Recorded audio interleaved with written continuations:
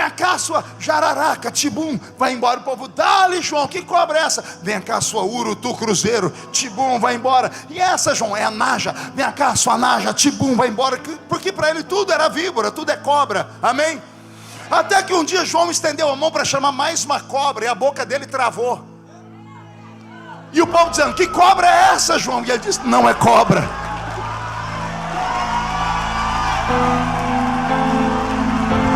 Se não é cobra, eu creio. Eis aí o Cordeiro de Deus, que tira o pecado do mundo. Eis o Cordeiro. Gênesis capítulo de número 2, versículo de número 7. E na sequência, Evangelho de João, capítulo de número 20. Gênesis 2 e 7. E formou o Senhor Deus o homem do pó da terra, e soprou em suas narinas o fôlego de vida, e o homem foi feito alma vivente. Evangelho de João, capítulo de número 20.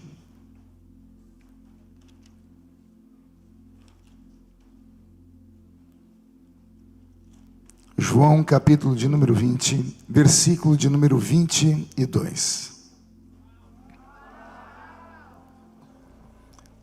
E havendo dito isto, assoprou sobre eles e disse-lhes: recebei o Espírito Santo. Amém, igreja? Amém. Leio pela última vez. E havendo dito isto, assoprou sobre eles e disse-lhes: recebei o Espírito Santo. Feche a Bíblia, coloque no banco, na cadeira, e pegue na mão da pessoa mais perfumada do seu lado. Tentei bonito, não deu certo, né? Agora aperte a mão da criatura com carinho até ela falar aleluia. Pentecostal que não faz barulho. Está com defeito de fabricação, não é? Vamos orar. Senhor, mais uma vez estamos na sua presença. Senhor, eu sinto temor, porque esta casa desde manhã está sendo visitada pela sua presença. Teu servo já foi usado de maneira extraordinária. O oculto foi revelado. Os seus filhos puderam ter provas de que o Senhor é o Deus que nunca mudou, que o Senhor ainda fala, que o Senhor ainda faz. E cumpre a mim, Senhor, o encerramento, ó Pai, desta tarde. Então, assim como o Senhor esteve conosco nos últimos 2 dias, que a unção desta tarde seja 10 vezes mais poderosa, porque o melhor vinho sempre fica para o último dia da festa, meu Pai. Então, antes que eu comece a revelar os seus oráculos, cerque esta igreja com a sua presença, e num raio de 5 quilômetros, onde houver um demônio alojado, eu dou a esses demônios segundos para sumirem de Luanda, porque se não sumirem, serão queimados pelo poder da sua glória, que aqui será derramada. Rasgue os céus sobre nós esta tarde. Manda anjos de fogo descerem aqui, que estes anjos desçam trazendo brasas de fogo nas mãos. Comecem a esparramar estas brasas entre nós, e onde houver um crente cheio do Espírito Santo, pega ele nesta tarde, toma ela nas suas mãos esta tarde, e mostra, Senhor, a sua graça e a sua glória. Mas faz isso agora, Jesus. Agora, agora, agora. Derrama a sua glória sobre nós. Agora, meu Senhor.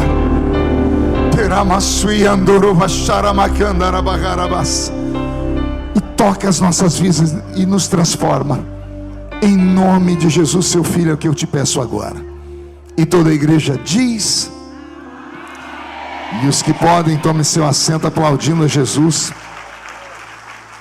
porque Ele é bom, porque Ele é maravilhoso. Querida igreja, noiva do Cordeiro, simpatizantes da nossa fé, amigos que vieram de perto ou de longe para esta linda festividade, os que nos assistem pela internet ao redor do mundo, aqueles que estão lá fora, num ambiente não tão agradável quanto a nós. Eu cheguei aqui, eu vi gente lá fora. Será que eles escutam a gente lá fora? Só os que estão aí fora, se estão ouvindo, dê um grito de glória a Deus. Eu não ouvi. Estão ouvindo a gente lá fora ou não? Como? Não entendo nada que vocês falam. Eu estou entendendo o português de vocês. Vou ter que fazer um curso de língua portuguesa de novo, né? Portanto, Roberto, mude a música. Ontem à tarde nós tivemos aqui uma imersão no conhecimento da revelação do Senhor, que começamos antes do universo ser criado, como nós o conhecemos hoje, e conseguimos caminhar bastante, mas não chegamos até o fim. E eu quero pegar um gancho onde parei ontem. Então aqueles que não estiveram ontem devem estar nas mídias sociais da igreja, no YouTube da igreja. Depois passe a tarde, depois que o culto terminar, chame a sua família, vai lá para frente da televisão, coloque o YouTube e assista, porque é muito profundo. Ontem, dando um pequeno resumo, eu disse que o homem é a obra primária da criação de Deus, a principal obra que Deus fez. O Senhor, antes de criar a raça humana, criou os anjos, depois criou os animais irracionais, e então criou o ser humano, a sua imagem e a sua semelhança. Eu disse ontem que anjos são espíritos, e animais irracionais são alma atrelada à matéria, porque o corpo deles é feito do barro. E então veio Deus e criou a sua obra-prima, que é o ser humano. Fazendo o quê? Dando ao homem um pouco do céu e um pouco da terra. Anjos são céu, espíritos. Animais irracionais são terra e alma, sentimentos. Anjos só podem habitar no céu, visitam a terra de vez em quando. Animais racionais nunca poderão ir para o céu, porque eles não têm a essência do céu, que é o espírito. E então Deus, na sua mente criativa, criou a raça mais importante do universo, que é o ser humano. Porque o ser humano é uma mistura do céu com a terra. Assim como Deus é um ser triuno, Pai, Filho e Espírito Santo, somos seres tricotomos, corpo, alma e espírito. O corpo é visível, é o que está aí do seu lado agora. A alma é o palco das nossas emoções, e o espírito é a nossa capacidade mental, o nosso intelecto, a nossa psique. Então vejam só, anjos são apenas psique. Animais irracionais são apenas alma dentro de um corpo. Então Deus pegou o céu, o espírito, pegou a alma e pegou o corpo e fundiu em um único espaço. E daí nasceu você, que é reflexo do céu e reflexo da terra. Ontem eu disse que às vezes cuidamos mais da parte da terra do que da parte do céu, através da comida, da alimentação. E por isso o crente não pode perder cultos. Quanto mais cultos ele puder estar, melhor. Porque assim como na sua casa você come o almoço, o jantar, toma café, tem ceia à noite, para que o seu corpo seja estabelecido, o seu espírito também tem que se alimentar. E o que é que alimenta o espírito? É a palavra e os louvores. Crente que é fixado na palavra e louva ao Senhor, ele tem mais chances de vencer o diabo do que aqueles que não têm. Por isso que aqueles que participam de um culto como esse, ficam aqui horas a fio, sairão daqui em nome de Jesus abastecidos. E quando atravessarem as ruas de Luanda, o diabo que se esconda. Porque se ele encontrar um desses crentes aqui, ele vai ver o que é fogo de verdade. Porque estamos nos alimentando. Amém até aqui, igreja? Ontem eu não falei uma coisa que vou falar agora, quero que vocês prestem atenção nisso. Anjos são apenas espíritos, como são espíritos, são apenas tomados por conhecimentos, sabedoria. Anjos não têm alma. Como não têm alma, são desprovidos de sentimentos, como nós. O animal irracional não tem espírito, não tem sabedoria, mas ele tem sentimentos. Eu dei aqui ontem um exemplo dos cachorrinhos. Quando você fica muito tempo sem ver o seu cachorrinho, quando chega em casa, você abre a porta, ele vem correndo, se chacoalhando todo. Alguns vêm fazendo xixi. Por que que eles fazem isso? Estão emocionados. Porque animais racionais são alma vivente, eles têm sentimentos. Alma é o palco das emoções. Qual é o símbolo da alma no corpo humano? O coração. Qual é o símbolo do espírito no corpo humano? A mente. A Bíblia diz: enganoso é o coração do homem. Ou seja, ela está dizendo, cuidado com a sua alma. O crente não pode ser apenas almático, ele tem que ser espiritual. Na carta de Paulo aos Coríntios, que o pastor sempre cita, lá no início, Paulo vai definir que dentro da igreja de Corinto haviam 3 tipos de crentes. Havia os crentes naturais, que ele chama de homem natural. Havia o homem espiritual e o homem carnal. Qual a diferença desses 3? O natural é aquele que não conhece Jesus. É alguém que entrou aqui hoje visitando a igreja apenas. Então dessa pessoa eu não posso esperar muito, porque ela é natural, ela nasceu apenas uma vez. Então eu estou pregando aqui para pessoas que não são naturais, porque nasceram 2 vezes. Quem nasceu 2 vezes aqui? Agora pergunte para o seu irmão, por que Deus fez você nascer 2 vezes? A Bíblia Sagrada diz no Evangelho de João que nem todos são filhos de Deus. Todos são criaturas de Deus. João capítulo 1, verso 11 e 12. Ele veio para os seus, os judeus, mas os seus não receberam. E eu sinto muito por Israel não ter recebido Jesus. Aí João aponta para o resto do mundo e diz: mas a todos quanto receberam, deu-lhes o poder de serem feitos filhos de Deus. O homem não nasce filho, ele é transformado em filho. Posso ouvir mais um glória a Deus por essa palavra? A pergunta que fica é: por que Deus quer que nasçamos de novo? Porque foi essa a palavra de Jesus a Nicodemos: necessário é nascer de novo. Existe uma outra maneira de você ter um filho sem ele ter que nascer: é você adotar o filho. No Brasil existe muita adoção. E o filho adotivo no Brasil, ele acaba tendo mais carinho do pai e da mãe do que o filho biológico. Porque o filho adotivo vem com problemas, com traumas, com rejeição, então ele precisa de mais atenção. Inclusive, filhos adotivos no Brasil recebem outro nome, são filhos do coração. Olha que coisa bonita. Não seria então mais prático para Deus falar assim: ao invés de vocês nascerem de novo, eu vou adotar vocês? Seria mais fácil para Deus. Ou seja, você nasceu um ser humano, você é só uma criatura, mas eu vou te adotar e você vai se tornar meu filho por adoção. Vai ser um filho do coração, vai ser um filho que eu vou amar muito. Mas Deus exigiu que nós nascêssemos de novo. Ele não quis que nenhum de nós fôssemos adotados, Ele quis que todos nós nascêssemos. E um dia eu perguntei: Senhor, por que o Senhor quis que a gente nascesse? O Senhor disse: porque o filho que nasce, ele nasce herdando características genéticas do seu pai.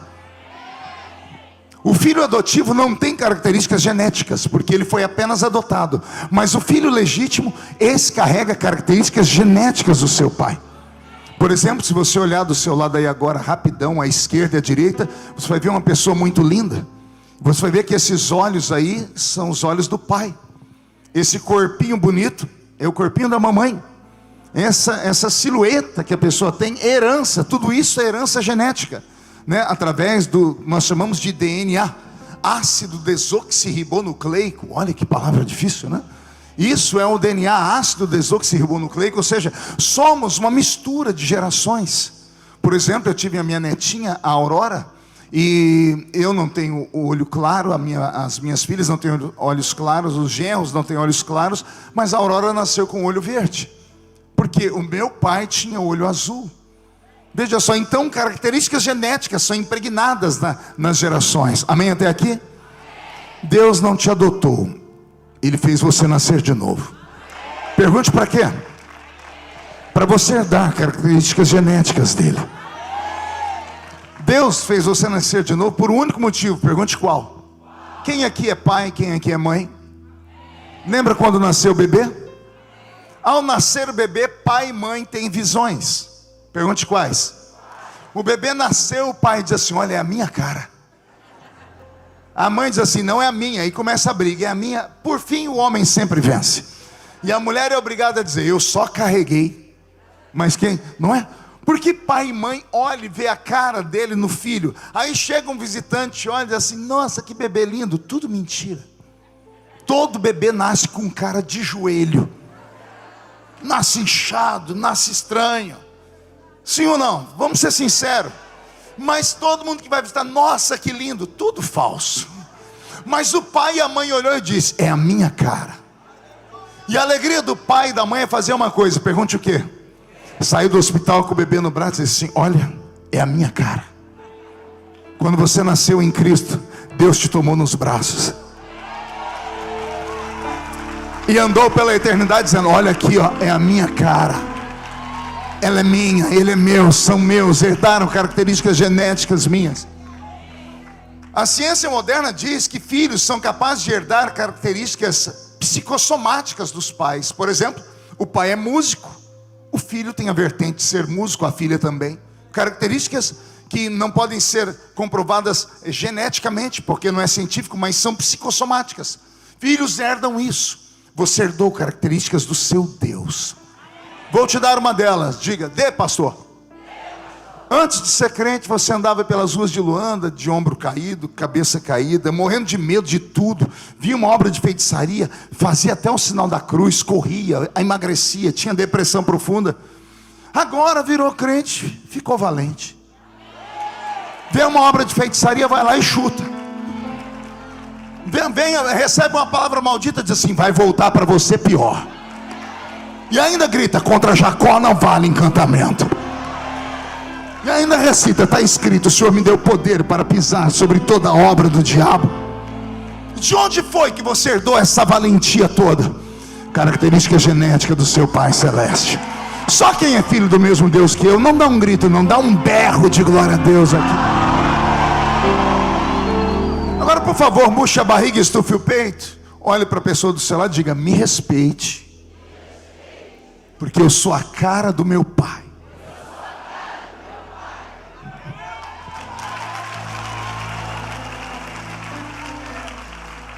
Pastor, o senhor falou aí que anjos não têm sentimentos?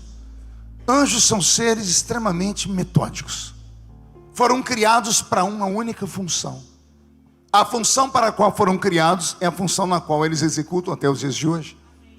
Serafins foram criados para adorar. Desde que foram criados até hoje só sabem falar uma palavra: santo, santo, santo. Os querubins guardam. O arcanjo, ele é aquele que comanda o exército do Senhor. E os ofanins, os anjos mensageiros, são aqueles que vêm ao culto de vez em quando trazer algumas coisas para nós. Mas anjos são desprovidos de sentimentos. Às vezes eu vejo crentes falando: Senhor, me manda um anjo aqui, mostra um anjo, me deixa eu ver um anjo. Você já reparou na Bíblia que todas as vezes que um anjo aparece, ele é obrigado a falar assim para a pessoa: não temas.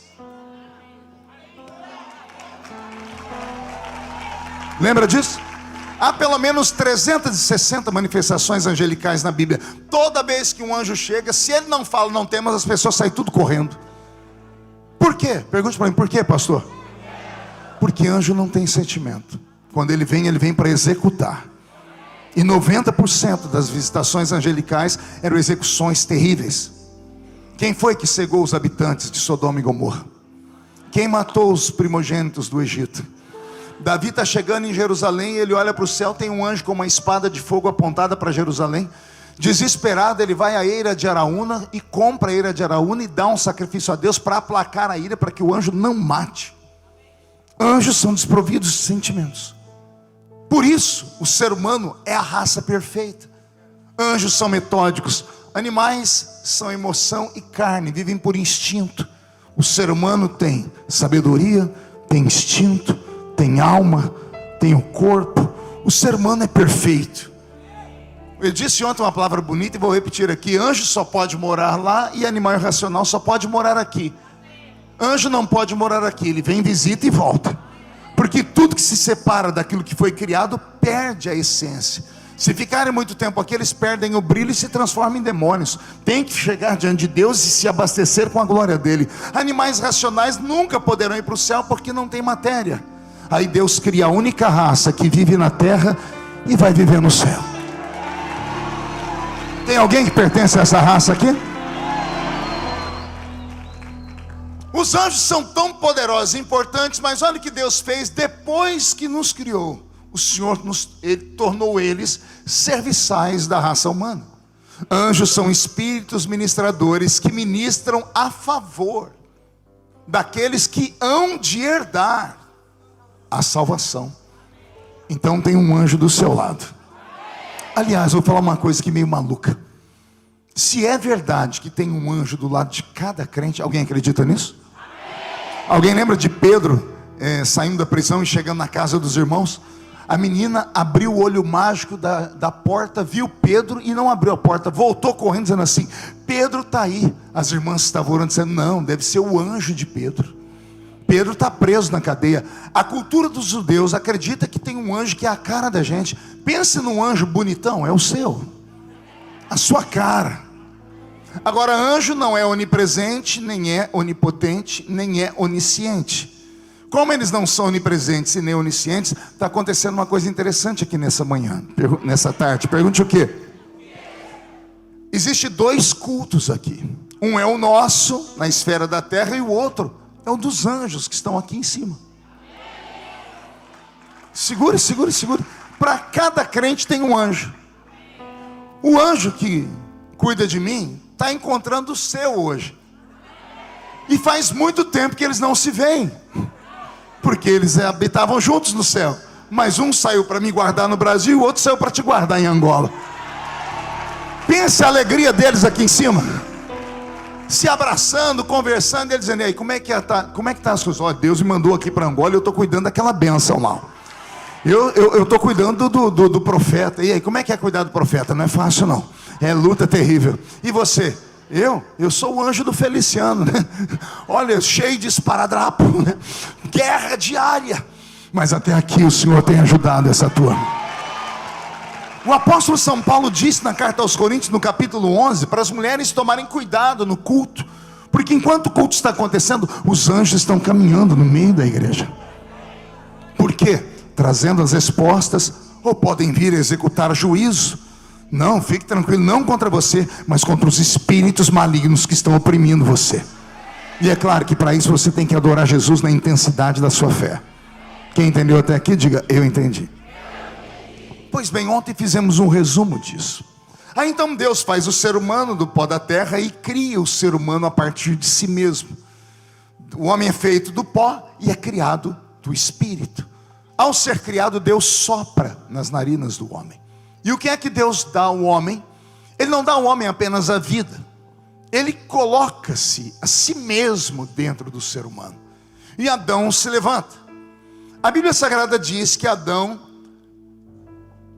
não via a sua nudez. Sim ou não, igreja? Como é que ele não via a nudez dele? Ele era cego? Sim ou não? Então ele era burro? Também não.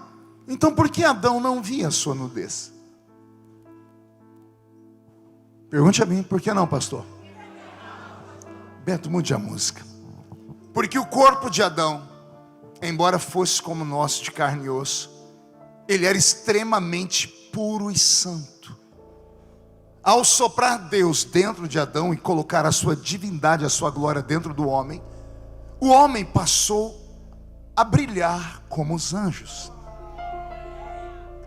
O brilho do corpo de Adão impedia ele de ver a sua nudez. O brilho da glória de Deus que estava sobre ele, aquele brilho que veio sobre Moisés, que eu contei ontem aqui, que ao descer da montanha o rosto resplandecia, porque o nível de intimidade de Adão com Deus era muito grande, e ele não enxergava a sua nudez por causa da glória que estava sobre ele. Vou fazer uma pergunta muito legal para vocês aqui: Adão tinha um umbigo, sim ou não? Não. Porque o umbigo é essa pecinha que nós temos que dá ao filho o direito de se alimentar da mãe. Adão não nasceu, Adão foi criado. O Adão criado não é um Neandertal. O Adão criado não é o Australopithecus. O Adão criado não é um homem das cavernas que fazia uga, uga, uga. Que quando estava apaixonado, segundo as histórias, pegava um tacape e batia na cabeça. Eu quero casar com você, pá, na cabeça da mulher. Não. O Adão criado por Deus, ele é o Homo sapiens. É o homem inteligente, o homem erectus. Imagem e semelhança do seu Deus. Imagem e semelhança do seu Pai. Quem ouviu até aqui, diga: eu ouvi. O homem criado à imagem de Deus, como não nasce, ele é criado. Ele é criado um ser falante. Adão fala. Sim ou não? Está escrito. Adão, onde estás? Senhor, eu vi que estava nu e me escondi. Como você viu que estava nu? A mulher que tu me deste. Há um diálogo entre Adão e Deus no Éden, sim ou não? Agora respire fundo aí. Se o homem fala no Éden, qual é o idioma dele?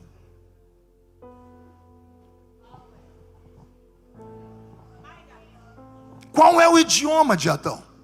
Porque ontem eu contei, e você faltou, não devia ter faltado, que no princípio havia silêncio, porque só havia Deus Pai, Deus Filho e Deus Espírito Santo. E para conversarem, conversavam entre si, através de telepatia. O primeiro barulho do universo foi a palavra santo, santo. Porque Deus criou os anjos e deu a ele a habilidade de falar santo. Aí Deus criou esses anjos para que eles conversassem entre eles e deu a eles um idioma, que Paulo diz na carta aos Coríntios, capítulo 13, que é a língua dos anjos. Então os anjos conversam. Aí depois Deus criou a música através de Lúcifer e assim sucessivamente. Aí Deus criou os animais e deu a eles cânticos, uma linguagem só deles. E depois que Deus criou os animais, Deus fez o homem.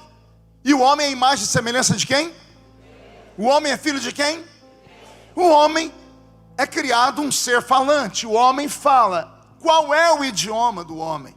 Não procure no Google nem no chat GPT, porque ele vai mentir para você. Ele vai dizer para você que o primeiro idioma da terra foi a língua suméria, os sumerianos. Porque antes disso os homens falavam através de grunhidos ou através de desenhos rupestres, aqueles colocados em cavernas, ou através de hieróglifos, etc, etc, etc. Tudo isso é balela. O homem criado por Deus é a sua imagem, a sua semelhança, e o homem fala. Pergunte para mim, qual é o idioma, pastor? Filhos do pai costumam falar o mesmo idioma do seu pai. O homem criado na terra falava a língua do céu.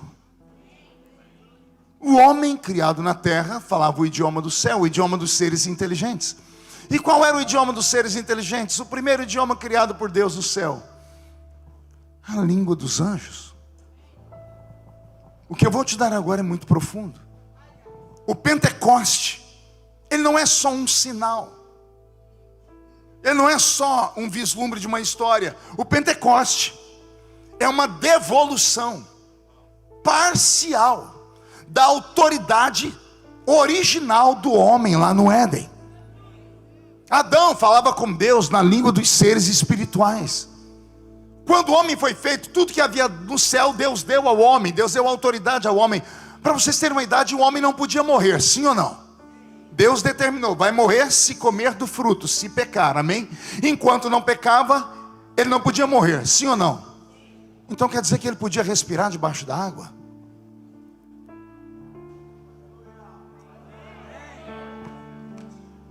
Como assim, pastor? A Bíblia diz que Adão colocou nome nos animais. Os que estão andando aqui é fácil. Quero ver colocar nome nos animais que estão dentro da água. Será que ele chamou eles para a beira da flor da água e falou: você vai chamar isso e aquilo? O homem no Éden poderia voar? São questões que sempre vão ficar na nossa mente. Pastor, mas ele era de carne e osso. E se eu te mostrar um segundo Adão voando?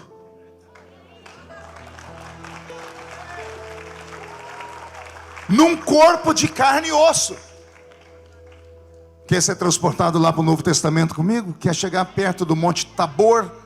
Quer chegar ali no Monte da Transfiguração?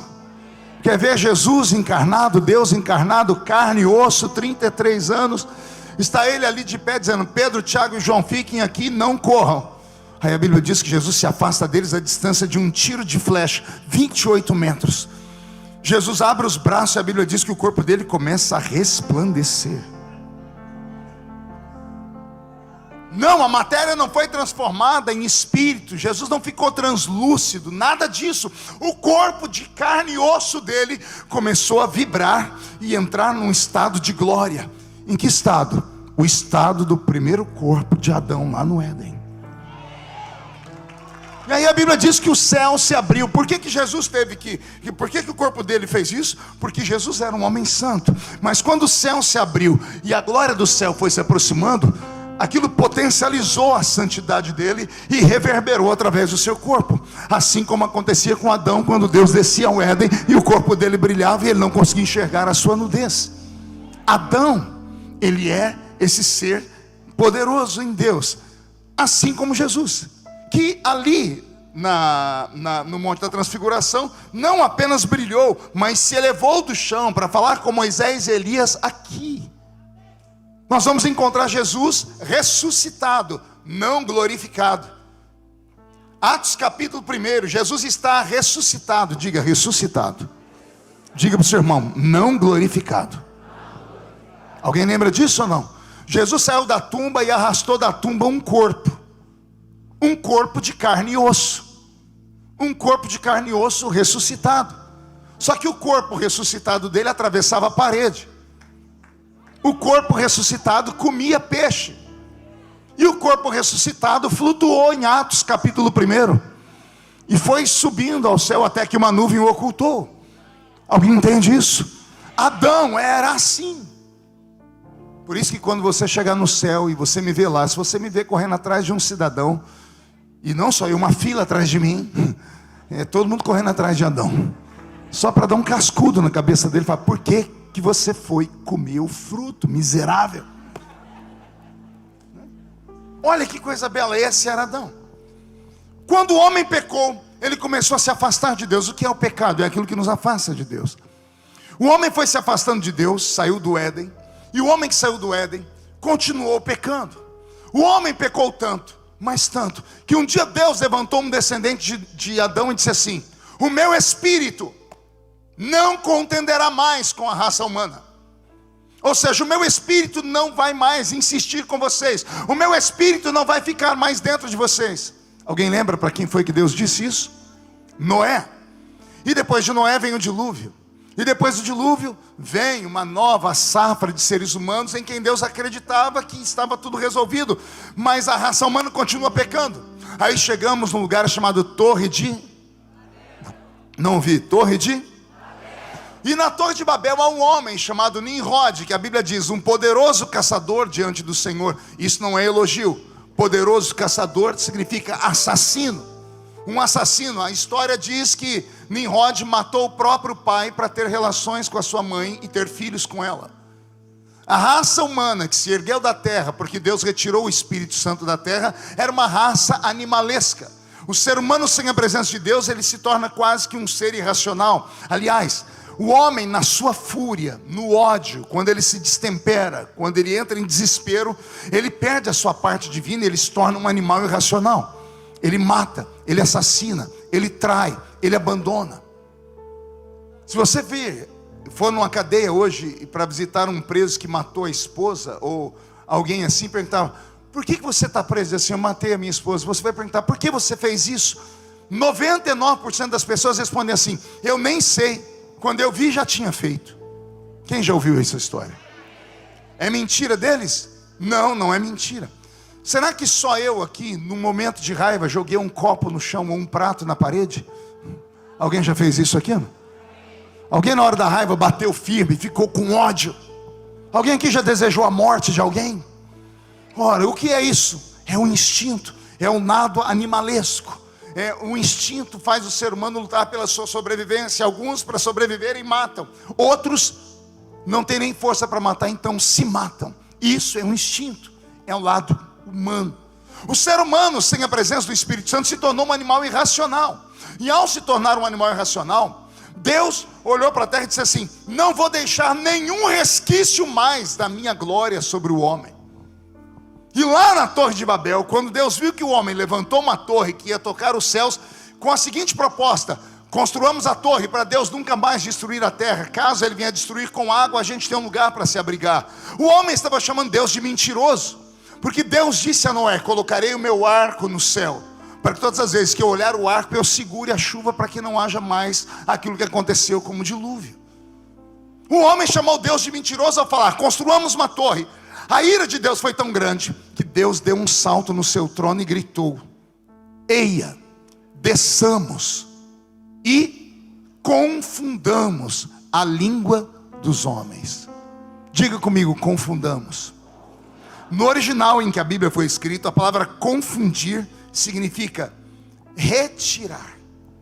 Confundamos é a maneira de Deus dizer: retiremos do homem o poder dele se comunicar conosco no nosso próprio idioma. Na Torre de Babel, Deus arrancou o que restava do céu dentro do homem, porque o homem foi perdendo a santidade, o respeito, o brilho, a saúde, foi perdendo tudo, até que ele perdeu por último o idioma. Não existe nada pior do que o bloqueio de um idioma. Você já foi em outro país que tem um outro idioma? É horrível. O ser humano é igual a você, ele come a mesma coisa que você, mas você não consegue se comunicar com ele. É angustiante. Deus então olha para a raça humana e diz: vocês querem a terra é toda de vocês, eu retiro tudo que é do céu daí. E Deus retirou tudo. Por último, o idioma. E ali nasceram as línguas da terra, os dialetos da terra. Alguns já estão extintos, outros foram aprimorados, mas o idioma do céu saiu da terra. Deus fechou o céu e se trancou lá em cima. Deus jogou a raça humana à sua própria sorte. Deus percebeu que ele destruiu a terra uma vez por causa da raça humana, e sabendo que a raça humana é uma raça muito difícil de ser controlada, disse: eu vou deixar vocês aí, porque vocês não merecem. Mas aí tem um versículo na Bíblia que a gente nunca vai entender. A Bíblia diz: e o cordeiro foi morto antes da fundação do mundo. Vou falar de novo. O cordeiro foi morto antes da fundação do mundo. Não é antes da fundação da terra, é antes da fundação do universo, do cosmos. Deus havia preparado já uma história paralela para poder recuperar a raça humana de alguma forma. E então, quando nós saímos lá da Torre de Babel, e eu disse isso aqui no primeiro dia que preguei, até a Torre de Babel, Deus lida com toda a raça humana. Da Torre de Babel para frente, Deus abandona a raça humana. Ele vai em Ur dos Caldeus e levanta um homem chamado Abraão. E Deus faz de Abraão uma nova história. De Abraão vem Isaac, de Isaac vem Jacó, de Jacó vem os seus 12 filhos, dos 12 filhos vem a tribo, vem a nação de Israel. Só que interessante, aqui das 12 tribos, eu contei aqui no primeiro dia, que uma das tribos era especiais. Quem lembra? A tribo dos... Pois bem, a tribo dos levitas são levantadas para quê? Para cuidarem do santuário de Deus, para serem os adoradores de Deus, lá dentro do tabernáculo, sim ou não? Veja só, Deus no dia do Yom Kippur, o dia do perdão nacional, que se cumpriu agora 2 dias atrás em Israel, quando queria falar com a raça humana, ou mesmo com o seu povo de Israel, não falava com todo mundo. Uma vez por ano, dentro do Santo dos Santos, o sumo sacerdote entregava a Deus um sacrifício perfeito, um sangue perfeito. Ele aspergia o sangue sobre as 4 pontas da tampa do propiciatório, que era a tampa da Arca da Aliança, onde estavam os 2 querubins de ouro, onde Deus se sentava sobre ela, se afastava até que Deus descia entre aquelas asas dos querubins. A sua glória enchia o Santo dos Santos, e depois que Deus sentiu o perfume do sangue dos 4 cantos, mostrando que era um sangue puro, e os 4 cantos falava da plenitude da terra, os 4 cantos da terra, as 4 estações do ano, os 4 pontos cardeais, ou seja, era um perdão pleno. Quando Deus sentiu o perfume, ele olhava para o sumo sacerdote para ver se ele estava perfeito. E depois que o sumo sacerdote estava perfeito, Deus dizia assim: avise ao povo que haverá paz, saúde e prosperidade. Aí o sumo sacerdote saía de trás do lugar santo dos santos, passava o santo, ia pelo átrio e no alpendre, olhava para a nação de Israel inteira, 5 milhões de judeus. Ele erguia a mão e disse: o Senhor falou que haverá paz, saúde e prosperidade. Agora repare, só há um homem com quem Deus fala, com o sumo sacerdote. Deus abriu um caminho para salvar a raça humana e disse: mas eu não converso mais com eles. A raça humana não merece falar comigo. A raça humana é muito difícil. E aí, digo eu, não a Bíblia, à direita de Deus Pai está Jesus de Nazaré. E o Filho começa a interceder por nós. Por isso o Cordeiro foi morto antes da fundação do século. Eu imagino Jesus falando: Pai, nós retiramos o Espírito Santo da terra, nós retiramos tudo que havia do céu na terra, e por último tiramos a língua da terra, e nós levantamos um homem chamado Abraão. E o Senhor diz: mas Abraão também pecou, foi lá no Egito e falou que Sara era a mulher dele. No Novo Testamento Jesus vai dizer que quem mente é filho de quem? Do diabo. Então o pai da fé pode ter sido chamado de filho do diabo porque mentiu. E imagina Deus Pai falando: filho, todo mundo que eu levanto lá cai, todo mundo lá cai. E Jesus dizendo: Pai, mas nós podemos tentar encontrar alguém, porque nós não podemos julgar a raça humana por um. E então Deus transforma o Velho Testamento inteiro num laboratório, e transforma a nação de Israel em cobaia. Por isso o Velho Testamento inteiro vai falar só sobre Israel. Deus abandona todos os outros povos para aplicar em Israel. Israel vai ser erguido como modelo. Todo o Velho Testamento foi escrito como modelo, para que nós pudéssemos aprender. E sabe, é o homem que aprende com o erro dos outros, para a gente não cair nos mesmos erros deles. Por isso Deus luta tanto com Israel para tentar erguê-los, purificá-los, e era uma luta incansável. Mas olha o que Deus faz. Deus olha para o homem no Velho Testamento, para a nação de Israel. Eu ouvi o conselho de Jesus, diz assim: então tá, então eu vou tentar encontrar alguém novo, vamos ver se o homem merece mesmo. E Deus começou a encontrar pessoas na terra. Não eram perfeitos, mas eram diferentes. Aí Deus viu um Sansão da vida, cachaceiro, mas tinha um coração desse tamanho. Aí Deus derramava o Espírito sobre Sansão, e Sansão virava um gigante e libertava o povo. Deus foi anotando: o homem não é perfeito, mas de vez em quando ele me toca e eu posso usá-lo. Não, pastor, mas Sansão acabou mentindo, acabou tendo o cabelo cortado. Pois é, está lá de cabelo cortado. O pior de Sansão não foi o cabelo cortado, foi o olho arrancado. Já leram na Bíblia que cegaram ele? E alguns textos dizem que arrancaram os olhos dele. Você sabe o porquê ou não? Não era só para ele não ver o inimigo, é porque através dos olhos o homem diz que ama a Deus. Através das lágrimas, através do choro. O diabo sabia que o arrependimento podia fazer Deus voltar atrás, então arrancou os olhos de Sansão. Só que não pode arrancar a alma dele. Lembra que eu disse? Sentimentos. E empurrando uma moinha, fazendo um trabalho de um jumento, ele ia empurrando, dizendo assim: eu pequei, mas eu te amo. Eu pequei, mas eu te amo. Eu pequei, mas eu te amo. 1 dia, 2 dias, 30 dias, 1 ano. Ele foi falando e a Bíblia diz: e o cabelo de Sansão começou a crescer de novo. Ah, alguém ali atrás entendeu. Vou falar de novo. E o cabelo de Sansão voltou a crescer de novo. Quem te diz que está tudo terminado por causa de um erro, eu estou aqui para te dizer que não. O diabo cortou um cabelo, Deus vai fazer nascer um cabelo novo. Fica tranquilo. Deus começou a perceber que a raça humana tinha defeitos, mas ela era apaixonada. Deus levantou um Davi, homem segundo o seu coração.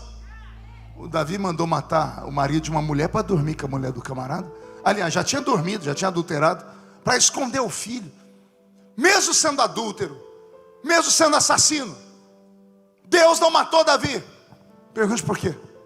O dia que o profeta falou: és tu esse homem, ao invés dele falar: é mentira, isso aqui é calúnia, Davi falou assim: pequei. Quando ele abaixou a cabeça e disse pequei, Deus falou com ele: porventura alguma vez eu te neguei alguma coisa? Por que você não falou comigo primeiro, camarada, companheiro? Eu vou falar uma coisa aqui, não sei se vai chocar vocês, mas existem pessoas diferentes. Não, pastor, Deus não faz acepção de pessoas. Realmente não faz, para salvar. Para salvar ele salva o gordo, o magro, o rico, o pobre, o negro, o branco, o asiático, o vermelho. Para salvar ele não faz acepção de pessoas, mas para usar. para manter um nível de relacionamento, para manter intimidade, aí não é com qualquer um não. Aí tem gente que consegue fazer o que outra gente não faz. Escuta essa história. Eu tenho 3 filhas, Karen, Kathleen e Camille. Filhos nunca envelhecem, né? E eu sempre chamo as minhas meninas de crianças até hoje. A mais velha já tem 30 anos e eu já sou vovô, né? Mas eu lembro que um dia, chegando em casa muito cansado, eu joguei minhas malas no chão, abri a porta, lá vem a Camille. A Camille é a mais novinha, desse tamanhozinho assim ela era. Veio aquele toquinho de gente correndo, ela agarrou a minha perna, beijou minha perna, se jogou no chão, ficou de 4. Olhou para cima e disse: papai, olha o que eu aprendi. Eu disse: que é isso, Camille? Ela fez assim: miau. Eu falei: que é isso, filha? Ela disse: eu sou seu gatinho, papai. Miau. E começou a se esfregar na minha perna igual um gatinho. Foi embora o estresse, o cansaço. Eu agarrei aquele gatinho, dei um cheiro nele. Arrumei um problema pelo resto da vida. Pergunte qual? Toda vez que a Camille faz alguma coisa que não deve, eu digo: Camille, ela faz miau.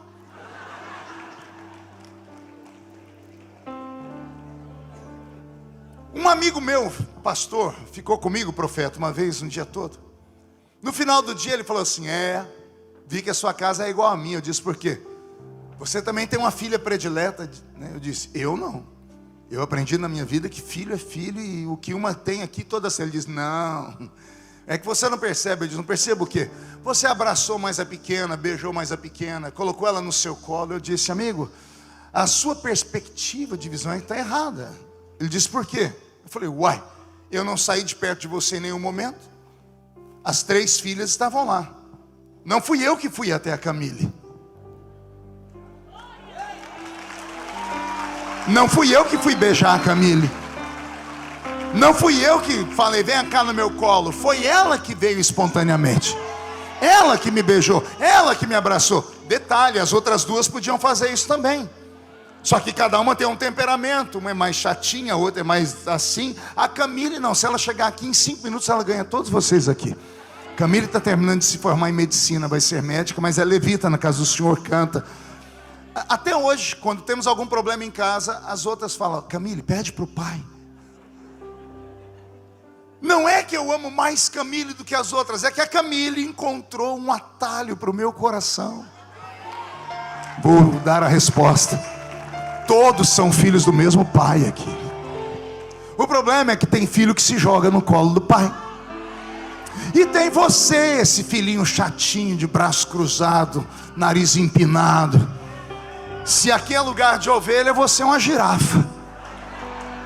Pescoço comprido, só come coisa aqui em cima. Não, eu não me entrego, eu não pulo. Eu sou muito. Você não é nada, criatura. Você está perdendo tempo. Enquanto o crente mais sensível se aproxima, se joga no colo, beija o pai, e o pai derrama sobre ele a sua glória.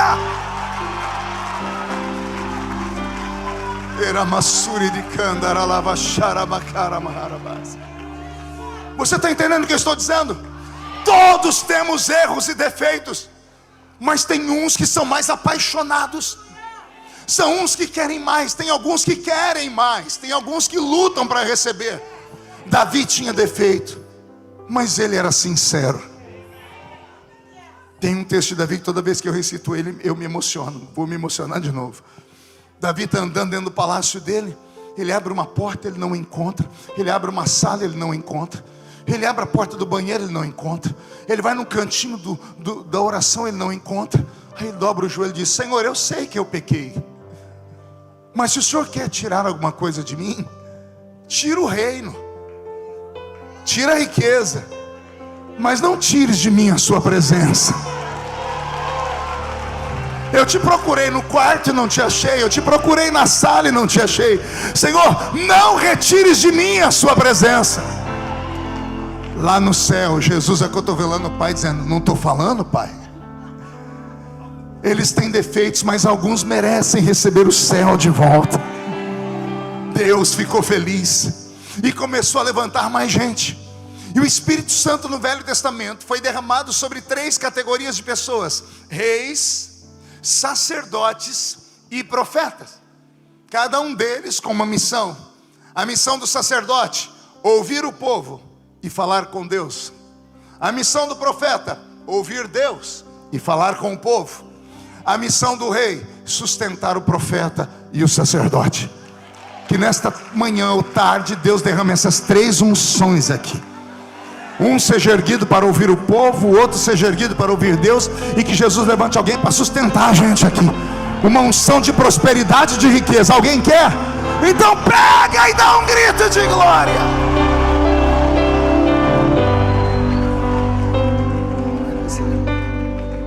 Eu sou igual carro a álcool no frio. Aqui tem álcool, aqui tem etanol, não? É só gasolina, né? No Brasil nós temos carro a álcool. É muito difícil pegar, porque o álcool no frio ele congela, né? Então eu sou igual carro a álcool, é difícil pegar. Mas depois que pega eu vou embora, tá? Estamos esquentando, estamos crescendo aqui. Olha que coisa bela. Então o Velho Testamento Deus transformou em um laboratório, e Israel se tornou os seus cobaias. E Deus começou a levantar alguns homens e mulheres para ver o que acontecia quando o Espírito Santo vinha sobre eles. E aí Deus pegava uma espécie de conta-gotas. Quem conhece conta-gotas? Aquele remédio que você pega, você aperta assim e vai no nariz do bebê e põe uma gotinha. Eu penso que Deus pegou um conta-gotas, pegou um pouco do Espírito Santo, dizendo assim: o meu espírito não vai mais contender com o homem, então eu vou fazer testes. Vou derramar um pouquinho sobre esse. Pim. E quando ele derramava, a pessoa virava no giraia. Uma queixada de jumenta virava uma metralhadora R-15. Um homem com um pouquinho do Espírito Santo dava ordem, e a molécula de um machado se transformava e flutuava em cima das águas. O outro está orando no alto da montanha e está dizendo para o empregado dele: vê se tem uma nuvem. Ele diz: não tem. 7 vezes. Na última dia, tem uma nuvenzinha lá longe, do tamanho da mão de um homem. Ele diz: levanta, manda o rei aparelhar o carro, porque está vindo uma tempestade aí. Aí o rei pegou o carro dele, carruagem real, puxada por 4 cavalos árabes, desceu a ribanceira da montanha correndo, porque sabia que tudo que o profeta falava acontecia. Quando o rei está chegando em Jerusalém, Elias já estava lá no portão, com o pé no portão, olhando. Tudo bem, rei? O rei passou e disse: como é que ele chegou aqui? A presença do Espírito Santo teleportava, transportava Elias de um lado para o outro. O poder do Espírito Santo provoca no homem uma metamorfose. Vou falar de novo. O poder do Espírito Santo na vida do ser humano provoca uma metamorfose. A palavra metamorfose é uma palavra grega, é uma transformação. Não é uma cirurgia plástica, não é uma harmonização facial, não é uma troca de cor de cabelo, não é uma pessoa que emagreceu via Monjaro. O que Deus faz é uma transformação, é transformar uma coisa em outra coisa. A metamorfose mais conhecida do mundo é a transformação de uma lagarta em uma borboleta. O que é a lagarta? Um ser que fica andando pelo chão, que onde chega destrói tudo, que algumas deixam uma gosma nojenta no chão, outras têm um pelo que chega a queimar a gente. Não conheço ninguém que colecione lagarta. As pessoas veem uma lagarta e querem matar ela, porque ela é símbolo de destruição. Mas de repente, em certo momento da vida, essa lagarta sai do chão, sobe em uma árvore ou em um galho, se fixa e cria um casulo ao redor dela. De repente sai de dentro daquele casulo uma outra criatura. Sai uma borboleta com as asas brilhantes. Agora ela não anda mais pelo chão, agora ela voa, e ninguém mais pode segurá-la. Eu não conheço colecionador de lagarta, mas conheço colecionador de borboleta. Olha só, isso é a metamorfose. O que é essa metamorfose? É uma transformação. Quando o Espírito Santo vem sobre uma pessoa, ele metamorfoseia ela. Ele transforma essa pessoa de uma coisa em outra coisa, de uma pessoa em outra pessoa. A proposta de Deus no final deste evento aqui é esse: é transformar você em uma outra pessoa. É você sair daqui, chegar em casa, as pessoas ficarem te olhando assim, assim, daqui a pouco falar: você está diferente, o que aconteceu? Alguns vão falar: você viu um passarinho verde lá na igreja? Você vai dizer: não, foi uma pombinha de fogo que desceu no culto lá. Alguém acredita que isso pode acontecer? E você gostaria que acontecesse com você? Então reage, pelo amor de Deus. Metamorfose. O Espírito Santo provocava uma metamorfose nos homens do Velho Testamento, mas era uma metamorfose momentânea. A Bíblia diz que o profeta Ezequiel ficou 2 horas na beira do rio Quebar, assim. 2 horas com a boca aberta. Pergunte para quê? Ele queria profetizar, mas não tinha inspiração. Por quê? Porque Deus não dava o Espírito Santo pleno, era só uma gotinha. Ele profetizava e o Espírito Santo saía. Era uma unção momentânea, vinha e saía. Ezequiel viu que o povo estava ruim. Eu falei, eu preciso profetizar, eu quero profetizar, mas não tinha inspiração. Então ele olhou para o céu e falou, Senhor, não é isso que diz o salmista? Enche a minha boca, encherei a sua boca e te fortalecerei. Ele queria profecia. Eliseu, eu contei ontem aqui, Eliseu um dia viu o povo se perdendo. Ele queria profetizar e não vinha inspiração. Aí ele contratou um músico. Te dou tantos denários aqui para você tocar. Toca aí, por favor. Dá para tocar melhor? Um pouquinho melhor. Opa, deu. O céu abriu. Deus olhou Eliseu e o profeta disse, Senhor, eu quero profetizar. E por causa da música o céu se abriu e Deus deu para Eliseu a unção da profecia. Está entendendo? O Espírito Santo no Velho Testamento era dado sob medida. Diga comigo, sob medida. Pergunte por quê? Porque o homem que um dia teve a plenitude do Espírito Santo pecou, traiu Deus e Deus não confiava mais nele.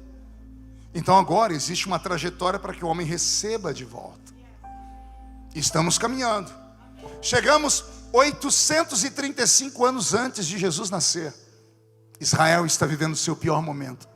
Há um profeta, um menino, que ninguém sabia que era profeta ainda, tinha 17 anos de idade. Ele anda pelas ruas de Jerusalém e ele se assusta.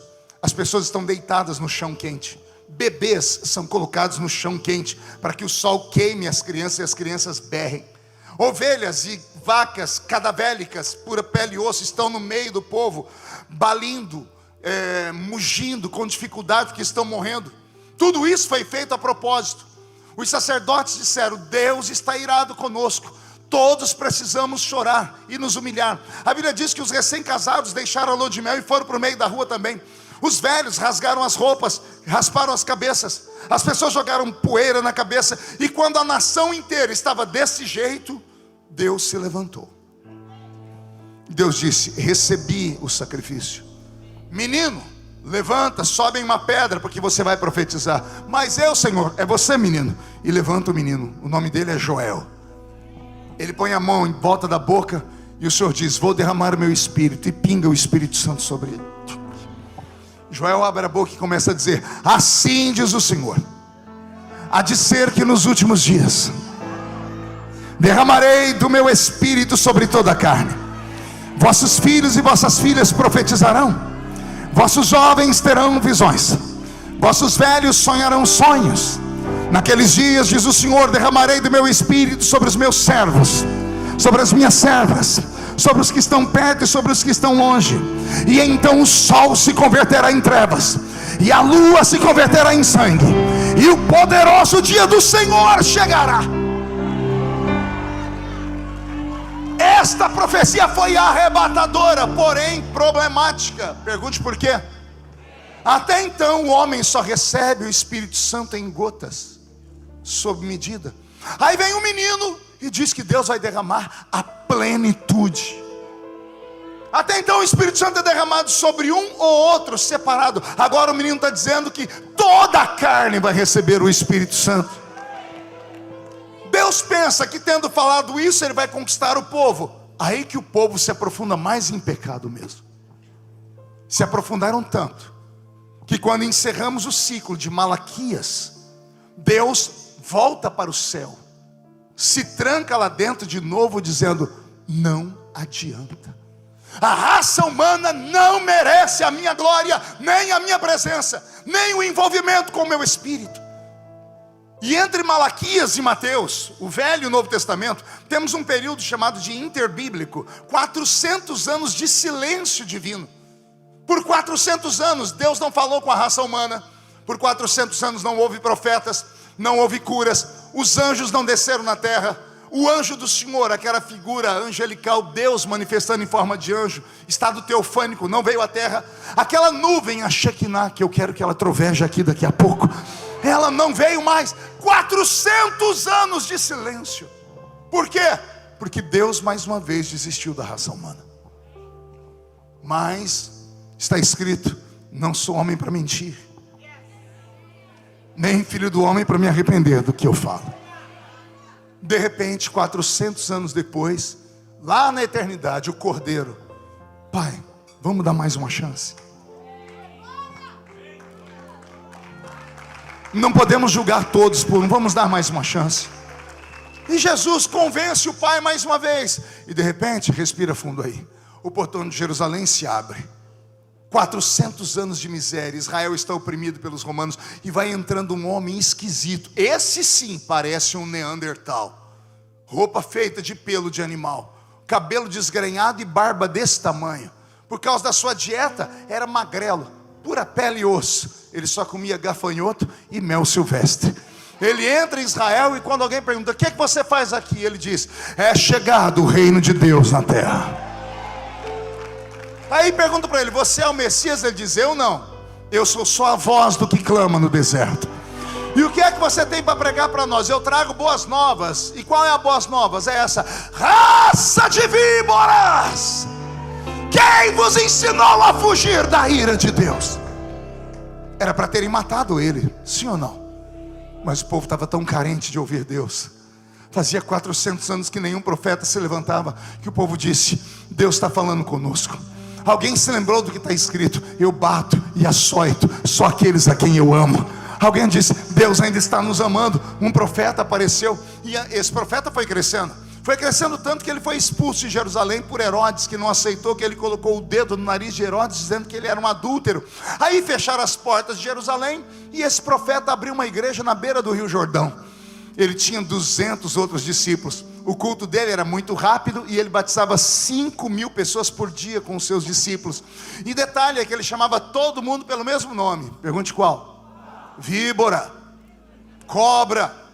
Eu imagino aquele tempo as empregadas falando: patroa, vamos no culto. Por que, querida? Meu pastor é um profeta. Sério, é Deus, fala na boca dele, vamos lá. Aí a patroa vem, a empregada do lado, e João começa: sua cobra, raça de víbora. E a empregada fala: fala, Deus, fala, Senhor. Não havia limite. Para João não tinha casta social, todo mundo era víbora, raça de víboras. E o povo gostava. O culto ia enchendo. Quando João começava: vem cá, sua cobra, tibum, batizava, e a pessoa ia embora, o povo dizia: dá-lhe, João. E eu imagino João botando o nome: vem cá, sua cobra caninana. Aqui tem caninana, no Brasil tem. Pensa uma peçonha. Vem cá, e batizava a cobra. Vem cá, sua parente da minha sogra, jararaca, vem. É brincadeira, minha sogra é uma benção. Ai, Jesus, se isso aqui chegar no Brasil, eu estou perdido. Edita depois. Me empolguei. Vem cá, sua jararaca, tibum, vai embora. O povo: dá-lhe, João, que cobra é essa? Vem cá, sua urutu cruzeiro, tibum, vai embora. E essa, João, é a naja. Vem cá, sua naja, tibum, vai embora. Porque para ele tudo era víbora, tudo é cobra. Amém? Até que um dia João estendeu a mão para chamar mais uma cobra, e a boca dele travou. E o povo dizendo: que cobra é essa, João? E ele disse: não é cobra.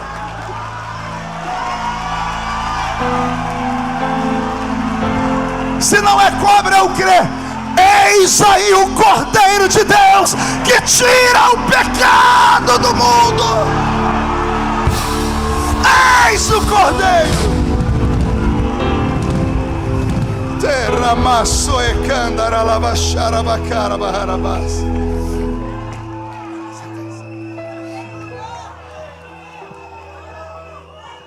O povo quietou, e ao invés do cordeiro descer, João é que sai das águas. João vai andando, e o povo está dizendo: que homem é esse que até o profeta vai falar com ele? João escutou: não conta para ninguém. para desespero dos batistas tradicionais, dos batistas reformados que não acreditam no poder do Espírito Santo, na glória, no avivamento. Aqui em Angola não sei se tem, no Brasil tem muitos, mas não conta para ninguém. Para desespero dos batistas tradicionais, o único batista da Bíblia resolve pregar uma mensagem pentecostal. Como assim, pastor? É João Batista. Ele parou e disse: ei, calma. Eu não sou o Messias. Eu não sou digno nem de desatar as alparcas aos pés dele. Esse é aquele de quem eu tenho falado. Eu, Batista, vos batizo com água para arrependimento, mas ele vos batizará com o Espírito Santo e com fogo. Ele vos batizará com o Espírito Santo e com fogo. Sente aí. Olha que coisa linda. Lucas no Evangelho, no seu Evangelho, no capítulo 4, Lucas vai dizer que Jesus saiu das águas depois do batismo e se alegrou no Espírito. Nós nunca vamos entender isso. Ninguém sabe se ele falou a língua dos anjos ali, porque ninguém detalhou. Jesus fica aqui conosco nessa terra, e por 33 anos e meio, né, de existência, ele só fez o bem. E mataram ele. E no dia em que Jesus morreu, aconteceu um fenômeno. Pergunte qual? A Bíblia diz que, estando ele pregado entre os dois malfeitores, ele olhou para o céu e disse: Pai, consumado está. Nas tuas mãos eu entrego. Ninguém toma. Eu entrego. Ninguém leva. Porque o salário do pecado é a... e o dom gratuito de Deus é a... Quem peca merece, e quem não peca merece. Jesus nunca pecou, merecia viver. Então ele diz assim: a morte não pode me tocar porque eu não pequei. Mas todos pecaram e destituídos estão da glória de Deus. Então eu troco de lugar com eles. Eu morro para que eles tenham vida. E tendo dito isto, ele expirou. O que saiu de dentro dele? O Cristo. Aqui fora estava Jesus. Olha que lindo. Jesus, o Cristo. Cristo não é sobrenome, é a sua natureza divina. Cristo é o ungido na eternidade. Jesus, o Cristo. Quem ficou na cruz caído foi Jesus e Yeshua, a parte da terra. Quem saiu de dentro dele? O Cristo. Digo eu, não a Bíblia. O Cristo vai saindo e diz assim: Yeshua, fique em paz. Já já eu volto para te buscar. 3 dias e eu estou de volta. E quando o Espírito de Jesus saiu, a Bíblia diz que ele desceu às partes mais baixas e trouxe consigo um cativeiro. Mas a Bíblia Sagrada diz que quando ele morreu, o céu se escureceu. Houve terremotos na terra. Túmulos foram abertos e os corpos de muitos santos foram vistos andando sobre Jerusalém. Só que aconteceu um fenômeno interessante. Houve um terremoto que saiu do alto do Gólgota e foi até Jerusalém. Rachou a cidade de Jerusalém no meio e foi até o santuário, o templo. Rachou o alpendre, o átrio e o lugar santo e o santo dos santos. Só que antes de chegar no Santo dos Santos, tinha um véu do templo que separava o santo do santo dos santos.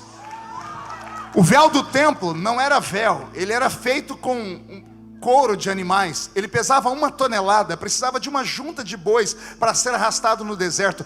12 bois para puxar aquele véu. Era feito para mostrar: é intransponível, nenhum homem pode chegar perto de mim mais. Não quero conversar com a raça humana. Há um véu que me separa do homem. Só um pode entrar aqui e falar em nome de vocês. Eu tirei de vocês o idioma porque eu não quero conversar mais com vocês. O véu era isso. Aí a Bíblia diz que quando Jesus morreu na cruz, o terremoto foi indo, e quando chegou no véu, aconteceu algo estranho. Porque o terremoto está na terra, não é? Se vai rachar o véu, tem que rachar de baixo para cima. Mas a Bíblia diz que o véu foi rasgado da esquerda para a direita? Da direita para a esquerda. Como foi rasgado? De cima para baixo. O que aconteceu aqui? Deus recebeu o sacrifício de Jesus. Ele olhou para a raça humana e disse assim: vocês têm um herói. Vocês não podiam mais falar comigo nem me ver, mas agora, por causa do meu filho, eu vou dar essa chance. Deus colocou as duas mãos pelo céu e agarrou o véu do templo, e ele rasgou o véu do templo. Ele disse: qualquer um pode falar comigo agora. A porta está aberta, não precisa mais de secretário, não precisa mais ligar no meu celular e ele não vai dar fora de área. Pode falar comigo. Senta aí que eu estou crescendo ainda. Olha que coisa bonita. O véu está rasgado, Jesus está morto, o caminho está aberto. Mas temos um problema. Pergunte qual? Como é que você vai falar com alguém que você não consegue se comunicar com ele, que você não sabe o idioma dele? Aí Jesus ressuscita no terceiro dia. Aleluia. As mulheres chegam na tumba, a pedra está rolada. 2 homens de branco estão ali e questionam ela: por que procurais entre os mortos aquele que vive? Ele não está aqui, ele já ressuscitou. Ide, dizei a seus discípulos e a Pedro que ele vai se encontrar com vocês no meio do caminho. E por 40 dias Jesus aparece a cerca de 500 testemunhas.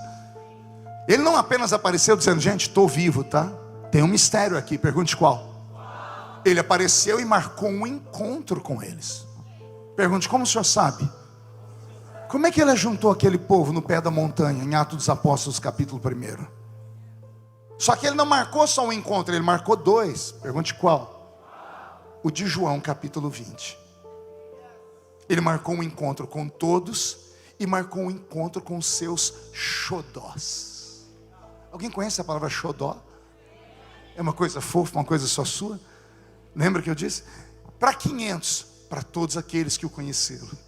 Aí ele não fez acepção, mas para dar uma revelação particular, ele disse: é só esses 12, é só os 11, porque um tinha morrido, vem os 11 aqui.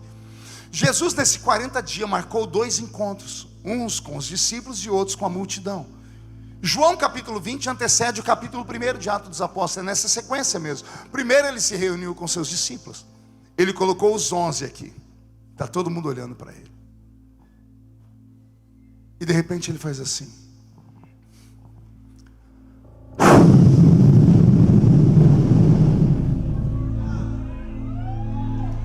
Está escrito: e tendo dito isto, assoprou sobre eles e disse o quê? Recebei o Espírito Santo. Jesus não soprou sobre a testa deles. Jesus não soprou aleatoriamente. Se eu entendo, ele foi no rosto de cada um deles e falou: eu vou devolver para vocês o que Adão perdeu. Vocês vão carregar o céu dentro de vocês. Lembra o que eu disse? João chegou gritando: o reino de Deus está entre vós. Agora eu vou colocar o reino de Deus dentro de vocês. Eis que o reino de Deus está dentro de vocês. De que forma? Eu sopro e vocês respiram. Jesus soprou no rosto de cada um deles, e eles respiraram o hálito do Senhor. Aqueles 11 saíram dali cheios do Espírito Santo, porém não falaram em línguas, porém não curaram enfermos ali. Eles receberam o Espírito Santo aqui, aqui, aqui. Aí Jesus disse, quem vai contar isso é Lucas 24:49 de Lucas: agora que eu soprei sobre vocês, ficai em Jerusalém, até que do alto sejais. O que é revestir? É vestir 2 vezes. Eu estou vestido com esta túnica, estou revestido com esse colete. Eu tenho dupla proteção. Jesus está dizendo: muitos vão receber o Espírito. Agora muitos vão receber do Espírito. O que eu dei para vocês está aqui dentro. Agora eu quero dar um poder para vocês que vai ficar aqui, ó. Abra a mão direita, me acompanhe e diga comigo: uma coisa é ter o Espírito Santo aqui. Põe a mão no peito, se não estiver me olhando, não consegue fazer o que eu estou falando. De novo, mão direita, diga: uma coisa é ter o Espírito Santo aqui. Outra é ter o Espírito Santo, acompanha minha mão, aqui. Aqui é para salvação. Aqui é para operação de maravilhas.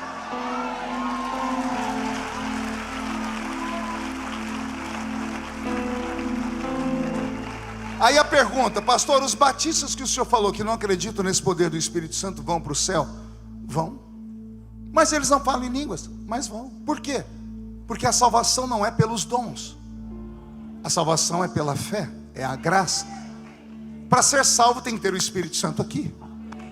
E eles têm o Espírito Santo aqui. Eles só não têm o Espírito Santo aqui. E qual a diferença? Oh meu Deus.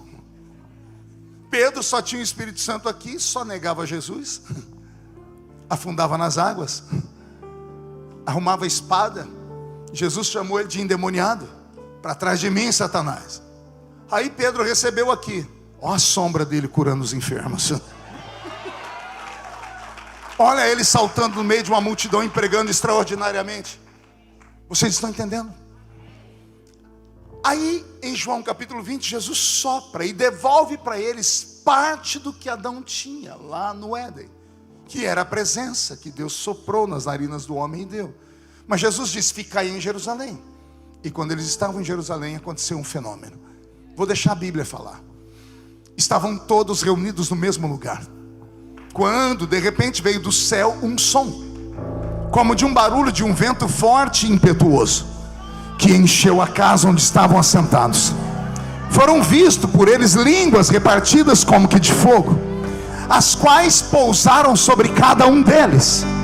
E todos,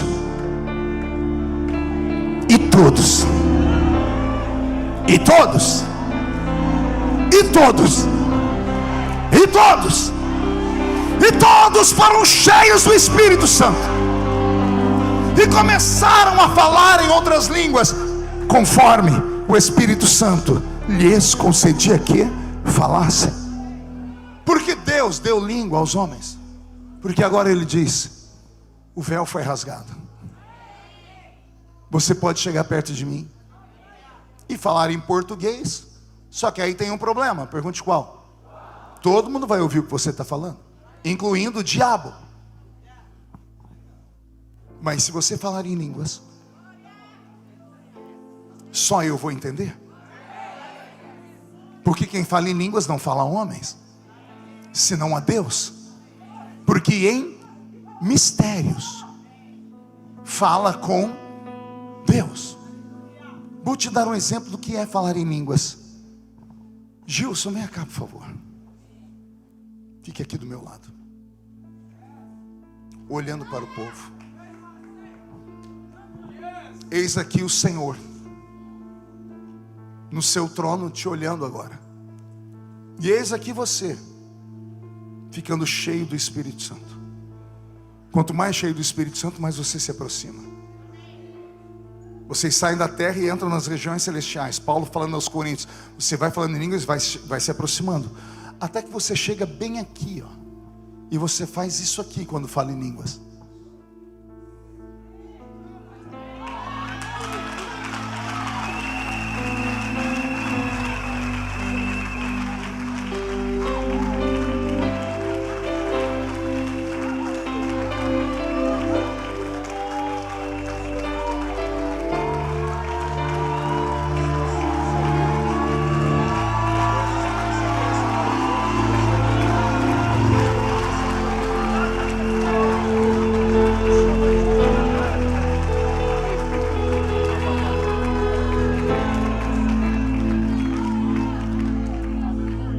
Por que vocês ficaram felizes? Vocês ouviram o que eu falei para ele? Não ouviram? Como vocês não ouviram? Ah, porque eu falei só para ele. O que eu falei para ele foi um mistério. Ninguém sabe, só eu e ele. Quando você fala em línguas, obrigado, Gilson, você sai da terra, você é transportado para o trono, e no ouvido de Deus você fala mistérios. Pastor, e o que é mistério? Se eu soubesse, não era mistério. Mas que sentido faz? O pastor de vocês é profeta. Ele já deve ter dado aula aqui para vocês sobre o capítulo 14 da primeira carta de Paulo aos Coríntios. O capítulo 14 é um tratado sobre as línguas estranhas, explicando exatamente o que elas fazem. O problema é que o crente pentecostal recebe o batismo com o Espírito Santo, ele busca até receber. Depois que recebeu, ele esquece. Ele fala em línguas uma vez quando está no culto, quando ele sente. Aí eu falo, o que você tem que sentir para falar o idioma que está dentro da sua cabeça? Eu não tenho que sentir nada. Pastor, mas eu não entendo o que eu estou falando. Parabéns, Paulo já previu isso. O bom de conversar com Paulo é que ele é um erudito. Se alguém falasse de Pedro, eu falo, Pedro era um analfabeto. Está escrito, Atos capítulo 4, verso 13. Não são esses homens iletrados? Pedro é analfabeto, Paulo não. Paulo é poliglota, é advogado, doutor da lei. Aí perguntaram para Paulo, Paulo, que sentido faz eu falar em línguas? Aí Paulo diz, quando você ora em línguas, a sua mente fica sem fruto. Ou seja, você não entende. Mas o seu espírito, ele não fala, ele ora. E ora bem. Paulo não diz que quando você fala na sua língua, você está orando bem. Ele diz, mas quando você ora em línguas, você ora bem. Por que você ora bem? Porque você fala direto com Deus. E fala o quê? Mistérios. E eu insisti. Agora aqui vem a revelação. Beto, mude a música, me dê a minha. Permita-me repartir isso com o senhor, meu profeta. Eu sou casado com uma psicóloga. E a psicologia é uma matéria muito interessante. Quando usada para o bem, quando usada para o mal, ela é satânica. O psicólogo não é um médico, ele não receita remédio. O psicólogo precisa sentar com você e ouvir você. Não funciona uma única sessão de terapia, tem que ser pelo menos 10 sessões, no mínimo. Por quê? Nessas 10 sessões, o psicólogo vai ficar antenado ao ouvir as coisas que você fala.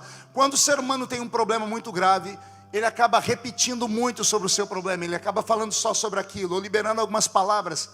O psicólogo vai anotando. Quando ele chega, depois de 10 sessões, a um consenso de palavras, ele entendeu que o seu problema está ali. E o que é que o psicólogo faz? Ele faz você voltar naquela... Ele vai te conduzir para que você conte a ele o que aconteceu de fato, que está trancado dentro da sua alma, e ele vai te destravar. Porque o problema está na alma acoplada ao espírito.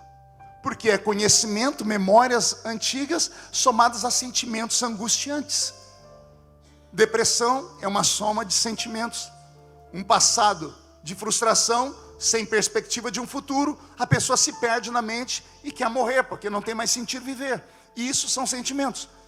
Então, o psicólogo, ele consegue destravar a pessoa quando ela consegue colocar para ele os sentimentos nas palavras, o conhecimento com o sentimento, a alma e o espírito. Tá, pastor, e daí? E daí que a Bíblia diz que a palavra do Senhor é como uma espada aguda de 2 fios, que vai exatamente na divisão da alma e do espírito. Onde o psicólogo leva 10 sessões para ir, um crente possuído pelo Espírito Santo, calma, ele está sentindo, então ele está falando. Ao estar falando, ele não sabe o que está falando, porque é como uma pessoa que tem traumas e não sabe de onde vem o trauma. Ela não vence na vida, ela não consegue casar, ela não consegue ter filhos, não consegue se aceitar. Ela não sabe o porquê, ela tem raiva da vida. Você já conheceu uma pessoa, no Brasil a gente chama de pessoa barraqueira. Aqui tem pessoa barraqueira? Tem? Pois bem, quando você vê uma pessoa barraqueira, tenha pena dela. Por quê? Ela carrega tanta dor na alma dela, porque todos que passaram pela vida dela arrancaram um pedaço dela. Traíram ela, machucaram ela. Então, a única arma de defesa que ela tem é o ataque. É como um cachorrinho que está na rua cheio de dor e doença. Você tenta se aproximar para alimentar, ele avança em você. E não é porque ele avança em você que você vai deixar de alimentar. Tem que encontrar um caminho para chegar perto dele, porque ele está sofrendo. O ser humano é um poço de sofrimento. Nós carregamos memórias, algumas delas intrauterinas. O ser humano é um ser tão complexo que ele é capaz de carregar coisas na mente dele que ele ouviu quando estava na barriga da mãe. Através do cordão umbilical, a mãe passou para o filho a angústia, a dor, as palavras negativas, tudo que o ser humano é uma composição, a mente humana é um computador. Nós temos aqui no cérebro um aparelhinho chamado cerebelo, ele fica bem no centro do nosso cérebro. Ali está todas as nossas memórias armazenadas. O psicólogo tenta destravar isso, porque ali estão os mistérios da vida. Ai, Jesus. Aí vem Paulo e diz: quem fala em línguas, fala em mistérios. Quais mistérios? Por que as pessoas que não eram crentes se convertem, recebem o Espírito Santo e vencem na vida? Começam a orar em línguas e começam a destravar tudo que estava travado na alma deles. Os traumas mais profundos, aquilo que impede as pessoas irem, elas começam a orar em línguas. Daqui a pouco elas se despertam. Pedro tinha um complexo de inferioridade sem tamanho, por isso aparecia na frente de todo mundo. Depois do Pentecostes se tornou uma sumidade. Quando você ora em línguas, você ativa a sua alma e o seu espírito junto. O que estava aqui dentro em forma de mistérios, que você não consegue lembrar porque está no seu inconsciente ou no seu subconsciente, cria vida através das línguas estranhas. E aí quando a pessoa ora em línguas, ela vai direto no ouvido de Deus. Aí Deus fala: estou entendendo, meu filho, então eu vou te curar agora. Estou entendendo porque você não vence, então eu vou te dar a vitória agora. Estou entendendo que você não consegue crescer, agora vai vir um crescimento sobre a sua vida. As línguas estranhas não são apenas um sinal, elas são uma válvula de escape, elas são um poder sobre-humano. E Jesus te deu isso, mas você fica o culto inteiro me olhando com essa cara feia. Achou que eu não ia falar hoje? Parecendo que foi batizado num pote de vinagre. Vem para o culto e olha o pregador o culto inteiro com esse olho seco, parecendo olho de sapo que morreu no dia de enchente. Não esboça nenhum tipo de emoção. Está num culto pentecostal e fica com essa boca travada, essa boca de aço, essa língua de ferro e esse queixo de concreto. Eu te desafio nesta tarde a orar em línguas. Ontem, sentado com o apóstolo, ele me contou um dos segredos dele. Posso contar? Quando ele vai pregar, ele passa orando em línguas. Por quê? Ele entende, ele descobriu o segredo. Por que você acha que eu prego há quase 40 anos e até hoje estou de pé? Eu não tenho uma mensagem profunda. Profundidade é o que ele tem. Eu tenho alguma coisa do Senhor. Mas por que as pessoas ainda gostam de me ouvir? Porque há uma unção. E por que há essa unção? Não tem um dia que eu não fale em línguas. Não tem um momento que eu esteja sozinho no quarto, às vezes em Brasília, às vezes no hotel, às vezes dentro do avião, quietinho, eu fico mexendo a minha boca. Se alguém deve achar que eu sou louco, não, eu estou orando em línguas. O que o Senhor está falando? Mistérios. Que mistérios? Só Ele sabe. Eu sei que funciona. Quem aqui é batizado com o Espírito Santo? Quem fala em outras línguas? E por que você não falou em línguas até agora? Ah, pastor, eu não senti. Você quer sentir o que, ô bocó? O vento das asas do arcanjo Miguel no seu rosto? Quer sentir uma brasa de fogo de um serafim tirada do trono de Deus? Você não precisa sentir nada para falar em línguas. É um idioma, está aqui dentro, então fale ele. Que hora, pastor? Fale agora. Não precisa se preparar, fazer coreografia, fechar os olhos. Pode falar de olhos abertos mesmo. É só falar o que Jesus te deu. Falar quanto, pastor? Fala até você ficar rouco. Sai daqui orando em línguas. Vai para sua casa orando em línguas.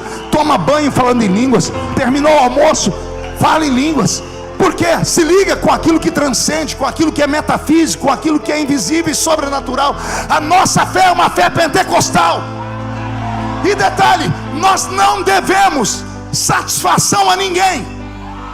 Deixa as pessoas falarem, deixem fazer piadas da internet, deixem o que quiserem. Eles não sabem com quem estão se metendo. Eles não sabem com quem estão se metendo. Eu oro em línguas e ninguém tem nada a ver com isso. E eu quero que o diabo vá se lascar no inferno.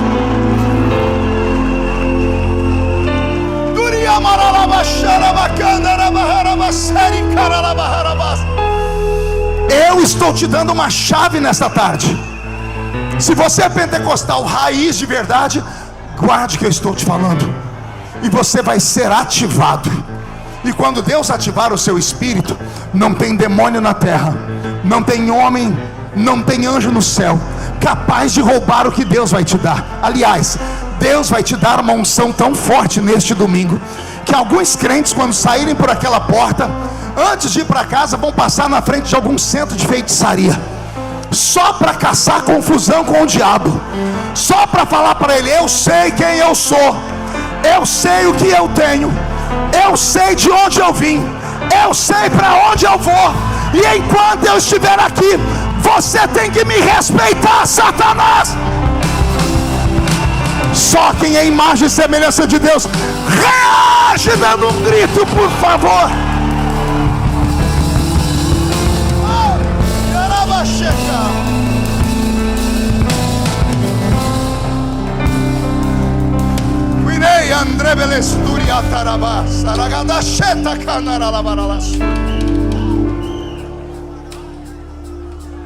Feche os olhos. Ele está aqui. Feche os olhos. Eu queria que aquele solo de guitarra, aquele barulho que vocês fazem aqui, que é tão bonito, fala para ele que barulho é, Roberto. Eu queria ouvir aquilo de novo. Feche os olhos. Estamos em uma escola de profetas.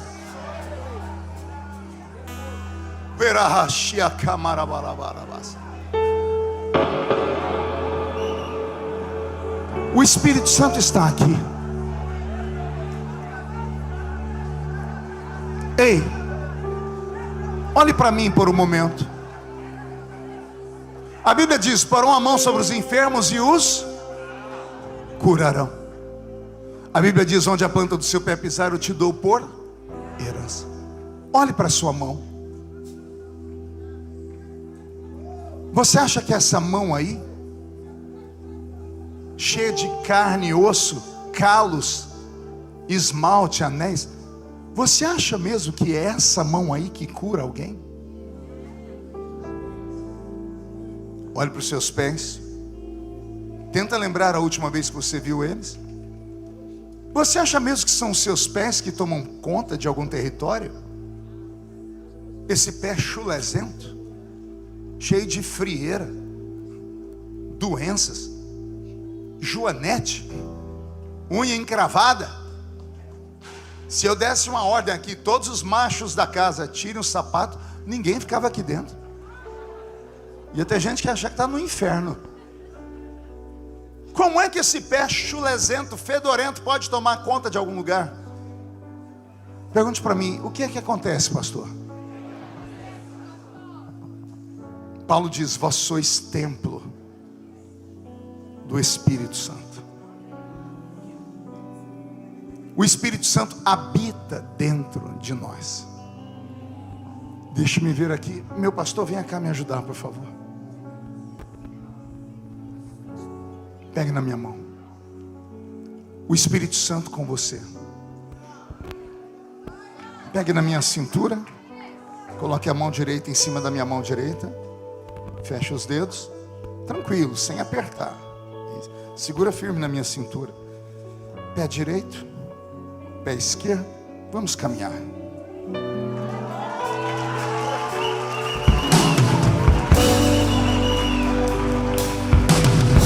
Pergunte: o que é isso, pastor?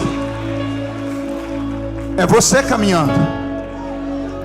As pessoas só veem um, mas tem outro dentro de você, que é o Espírito Santo. Quando a Bíblia diz: porão a mão sobre os enfermos e os curarão, quando você põe a sua mão, não é a sua mão que cura, tem uma outra mão dentro dela, a mão do Criador. Então a enfermidade respeita o Criador, não é você. Você é o veículo, você é a condução, e o Espírito Santo está dentro de você. Porão a mão sobre os enfermos e os curarão. Você vai andando. Aí, vamos ver agora, equilíbrio, segura firme. Levanta o pé direito. Onde a planta do seu pé pisar, eu te dou por herança. Quando você pisa, Ele pisa com você. Ele é o Deus Criador, o dono de tudo. Os demônios não podem respeitar você apenas, mas eles respeitam quem está dentro de você. Quando você aponta um dedo para o diabo, diz: sai! Não é o seu dedo que eles respeitam, é o dedo de quem está dentro de você.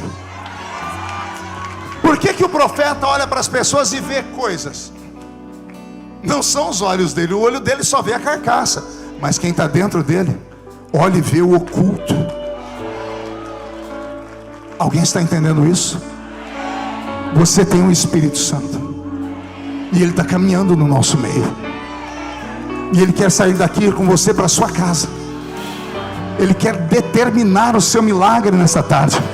Ele quer libertar o seu filho, quer libertar o seu esposo. Ele quer te dar prosperidade.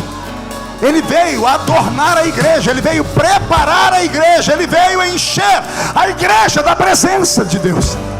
Ele trouxe o reino de Deus e plantou dentro de nós. Feche seus olhos. Pegue na mão de quem está do seu lado. A guitarra só um pouquinho mais baixinho, é desse jeito, só que mais baixinho. Feche os olhos. Pegue na mão de quem está do seu lado. Eu sou um estudante de avivamentos. Todos os avivamentos que eu estudei, os homens que foram o veículo do avivamento foram tocados por Deus de uma maneira sobrenatural. John Wesley, dentro da casa dele, disse ter sentido um vento que soprou da parede de madeira sobre ele e jogou ele no chão. Charles Wesley, o irmão, entrou no quarto e viu o irmão em transe. E John Wesley disse: eu estava gritando, ou o Senhor me usa ou o Senhor me mata. Ele saiu dali e começou a pregar. Ele pregava para 20 mil pessoas ao ar livre, sem microfone. Me diga como. John Wesley provocou o maior avivamento da sua geração. Moody, Dwight L. Moody, quando Chicago pegou fogo, ele era pastor de uma congregação, e o único imóvel que não pegou fogo em Chicago foi a igrejinha dele. Ele, com medo de ser linchado pela população, achando que a população ia dizer que a culpa era dele, que ele amaldiçoou a cidade, ele entrou num cômodo no fundo da paróquia e dobrou o joelho e começou a gritar: Senhor, me dá algo novo, me dá algo novo. Moody era gordo, ele perdeu as forças e deitou no chão. Ele disse que uma força empurrou ele, que ele entalou debaixo da cama. Ele não conseguia sair. Ele disse: Deus, ou o Senhor tira a sua glória, ou eu vou morrer. Moody levantou dali, levou 1 milhão de almas aos pés da cruz. Benny Hinn disse que foi num culto ver uma mulher pregar, a senhorita Catherine Kuhlman. Ele era gago, voltou para casa sem falar com um amigo dele, subiu no 2º andar da beliche, dormiu pensando naquela mulher falando: o Espírito Santo é meu amigo, ele é meu amigo. Ele acordou de manhã, sentou na cama e disse, gaguejando: Good morning, Holy Spirit. Bom dia, Espírito Santo. E saltou, ele saltou e caiu no chão. Ele ficou 8 horas caído no chão. Ele se levantou, abriu a porta. A mãe dele estava passando o aspirador no tapete. Ela foi arremessada longe, mas caiu como uma pluma. E ela disse: que foi isso, filho? Ele disse: é meu novo amigo. E ele nunca mais gaguejou. Quando Jesus me visitou, eu estava na sala da minha casa, orando, com a cabeça no encosto do sofá. Menino pobre de cidade pequena, a igreja passando uma violência de escândalos. Eu falei: Jesus, não me deixa subir sozinho no púlpito hoje. A minha oração não deu 5 minutos, um vento saiu do encosto do sofá e bateu na minha testa, me arremessou para trás. Eu caí debaixo de uma mesinha dessas de centro de sala. Eu não conseguia abrir os olhos, tinha uma luz tão grande que aqui a minha pálpebra ficou vermelha. Eu fui encolhendo, eu achei que eu ia morrer. Eu disse: Deus, não me mata. E o Senhor disse: não é a morte, hoje eu te dou um ministério de fogo para as nações. Onde você não conseguir chegar, a sua história vai chegar. Olha o que Deus fez na minha vida. Ei, mais baixinho, um pouquinho mais baixinho, mais baixinho. Ei, eu não sou perfeito, e eu não tenho muito. E aqui está o segredo: Deus vê coisas que ninguém vê.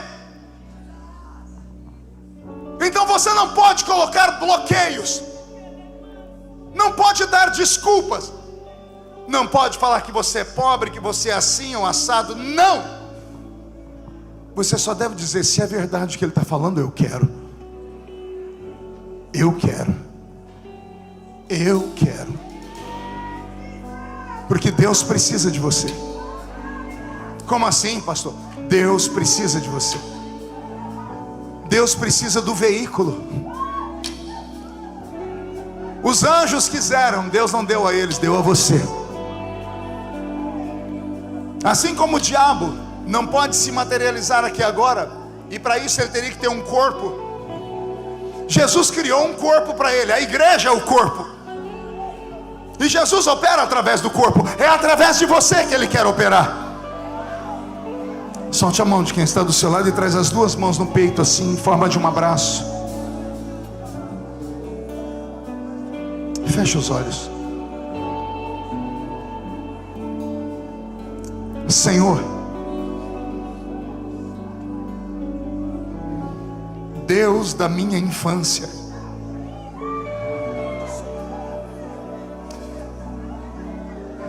foi aqui em Angola, Senhor, há 27 anos atrás, que o Senhor resolveu me dar alguma coisa.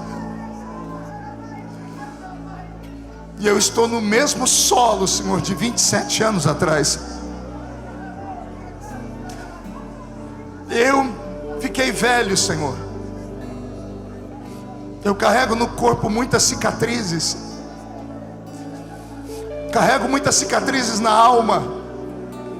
Mas eu ouvi da boca do seu profeta nessa noite, ou nesta tarde, que começaria nesta noite uma nova história.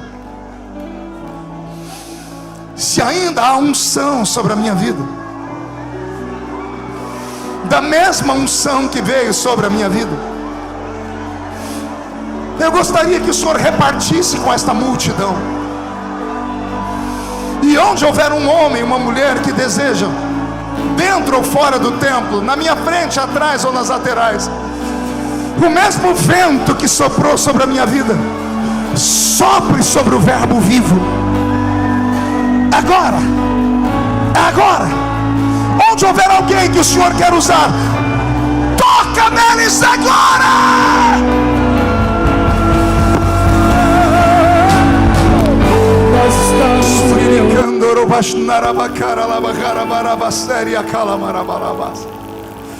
Erga a mão direita e diga em nome de Jesus: todos os demônios que bloquearam a minha vida espiritual, e por isso todas as outras áreas foram bloqueadas, eu ordeno, não estou pedindo, estou ordenando.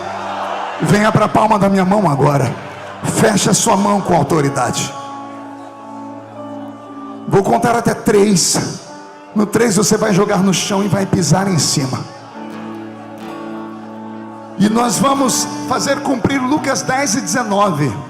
Vos dei poder para pisar sobre serpentes e escorpiões, sobre todo o poder do diabo, e nada fará mal vocês.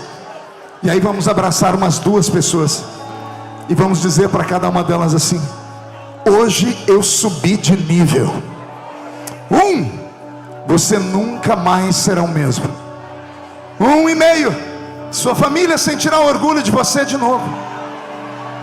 2, quem viver verá, para ver o que Deus fará na sua vida depois deste culto.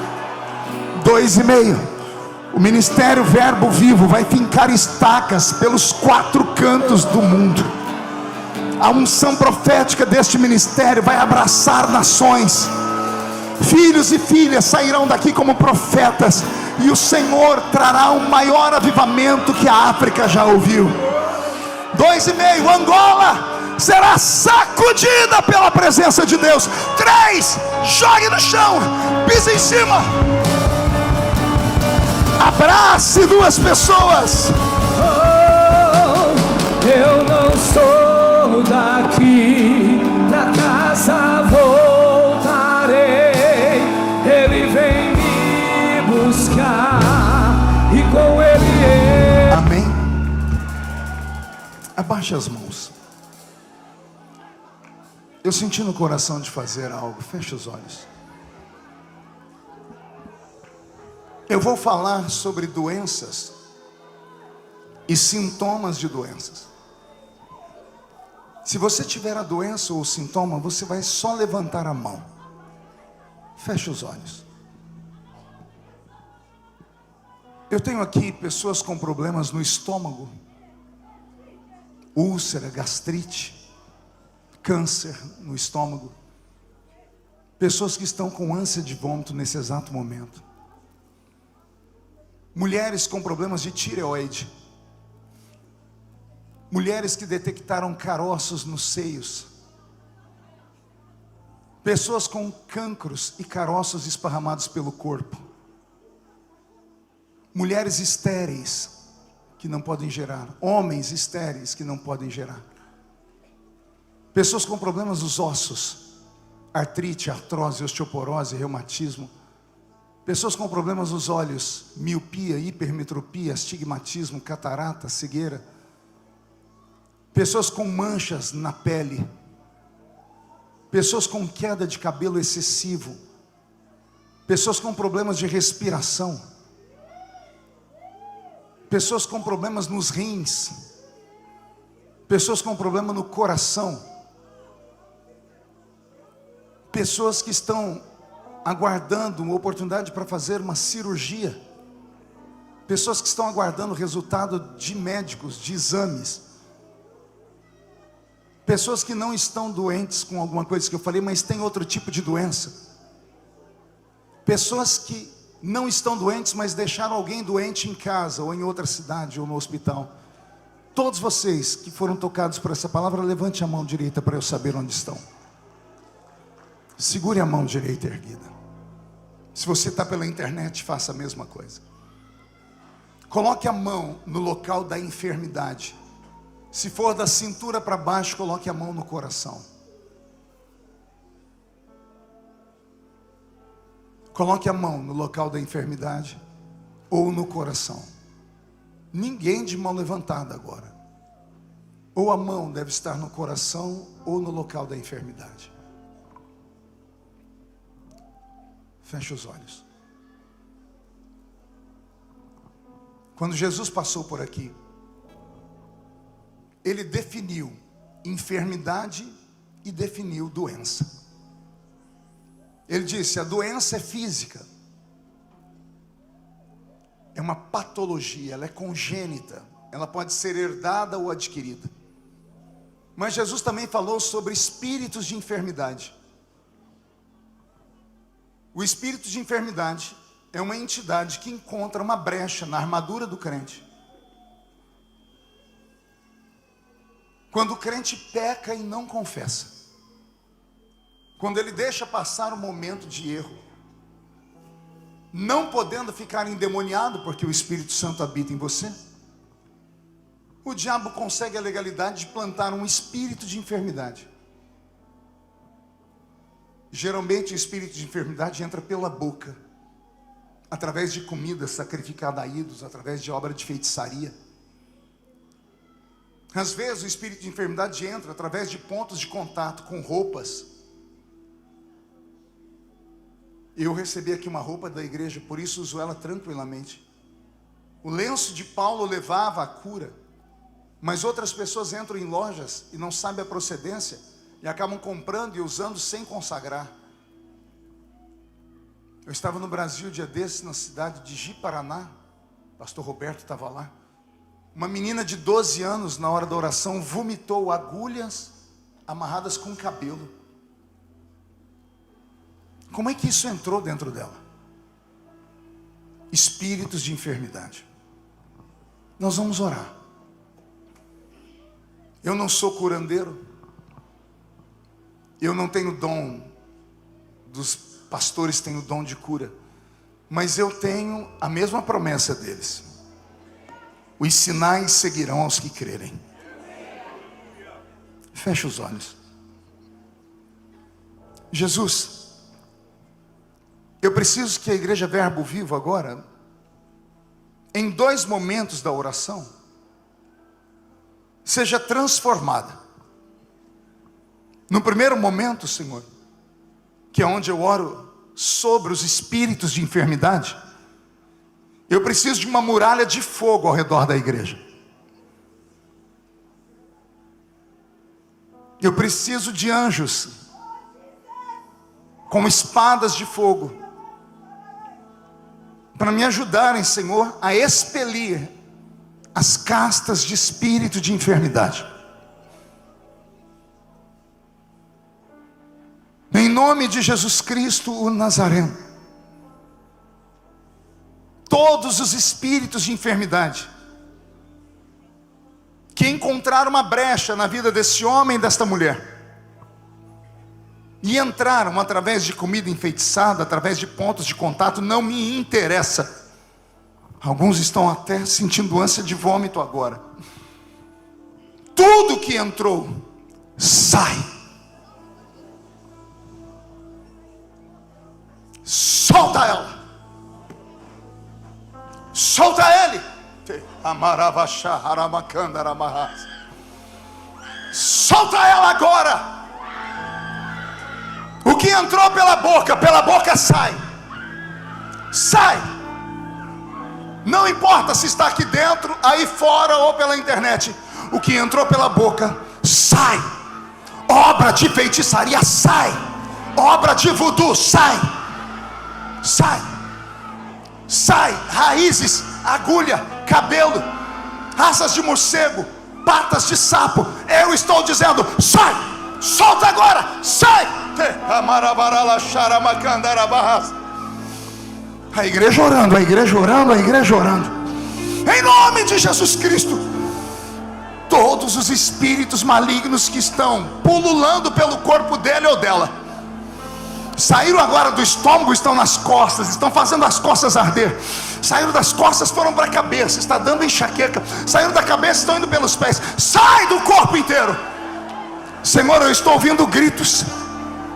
Demônios estão gritando comigo, estão dizendo que estão na família há gerações, que pactos foram feitos. Escute aqui, Satanás, não me interessa quem fez o pacto, me interessa quem quebrou o pacto.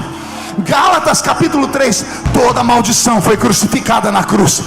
Toda maldição foi crucificada. Todo pacto seja quebrado agora, agora, agora, agora, agora. Solta ela. Espírito de loucura, solta ele. Espírito surdo e mudo, solta os ouvidos dele, solta os ouvidos dela, solta a língua dele, solta a língua dela. Eu não estou pedindo, eu estou te ordenando em nome de Jesus, o nome que está acima de todo nome. Solta, solta, solta agora. Senhor, eu estou ouvindo barulho de espadas dentro da igreja. Que os seus anjos comecem a limpar. E agora que os espíritos de enfermidade estão sendo manietados, a minha segunda oração: transforma a igreja Verbo Vivo num hospital agora, Jesus. Transforma esta igreja agora num centro cirúrgico, Jesus. Faz descer a junta médica agora, e prepare as pessoas que precisam de uma cirurgia. Por favor, cuidado aí do seu lado, pessoas vão cair no chão. Não deixe a pessoa se esborrachar no chão. Sentiu que alguém está caindo? Segure e deite a pessoa no chão e saia de perto dela. Em nome de Jesus Cristo. Onde houver alguém que precisa de uma cirurgia, Jesus. Onde houver alguém que precisa de um transplante, Jesus. Onde houver alguém que precisa de um médico, Senhor, e não tem acesso ao médico, não consegue ir. O Senhor é o médico dos médicos. O seu nome é Jeová Rafá, o Deus que sara. Todos os que precisam de uma cirurgia, Senhor, põe para dormir agora. Agora. Anestesia eles.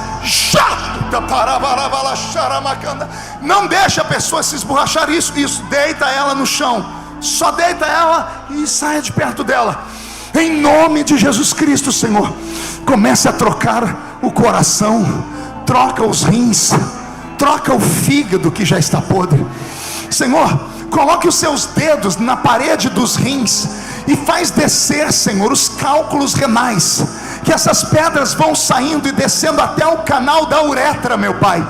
E quando chegar no canal da uretra, segura, para que eles possam expelir essas pedras quando forem no banheiro fazer xixi. Senhor, os cistos que estão nos ovários dessas mulheres, arranca o cisto agora.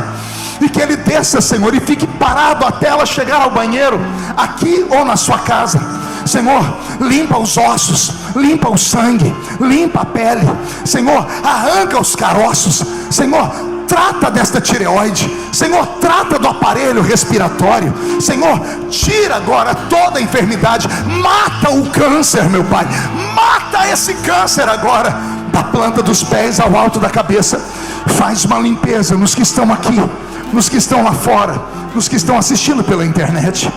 E enquanto o Senhor cura esse lugar, meu Deus, enquanto o Senhor cura o cabelo, os ouvidos, os olhos, Pai, vai lá no hospital, vai lá na casa deles, vai lá naquela cidade, na província ou naquele outro país, e mostra que no mundo espiritual não há distância, e arranca a enfermidade e cura, arranca a doença e cura, e mostra que o Senhor nunca mudou. Espírito Santo, é meu último pedido. Se tudo que eu preguei nesses 3 dias é verdade, dá este sinal, libera uma unção de cura e limpeza sobre todos os que participaram deste culto, e que a partir de amanhã os testemunhos sejam colhidos, que a partir de amanhã, Senhor, as notícias se esparramem e todos saibam que o Senhor é o Deus da igreja Verbo Vivo. E a igreja que é soberana e acredita diz amém. Os que ainda estão com a mão no local da enfermidade, puxe como se estivesse arrancando. Levante a mão e pela última vez jogue no chão e pise em cima, e diga: aí é o seu lugar, debaixo dos nossos pés. E só quem crê dá uma salva de palmas, um grito de glória a Deus.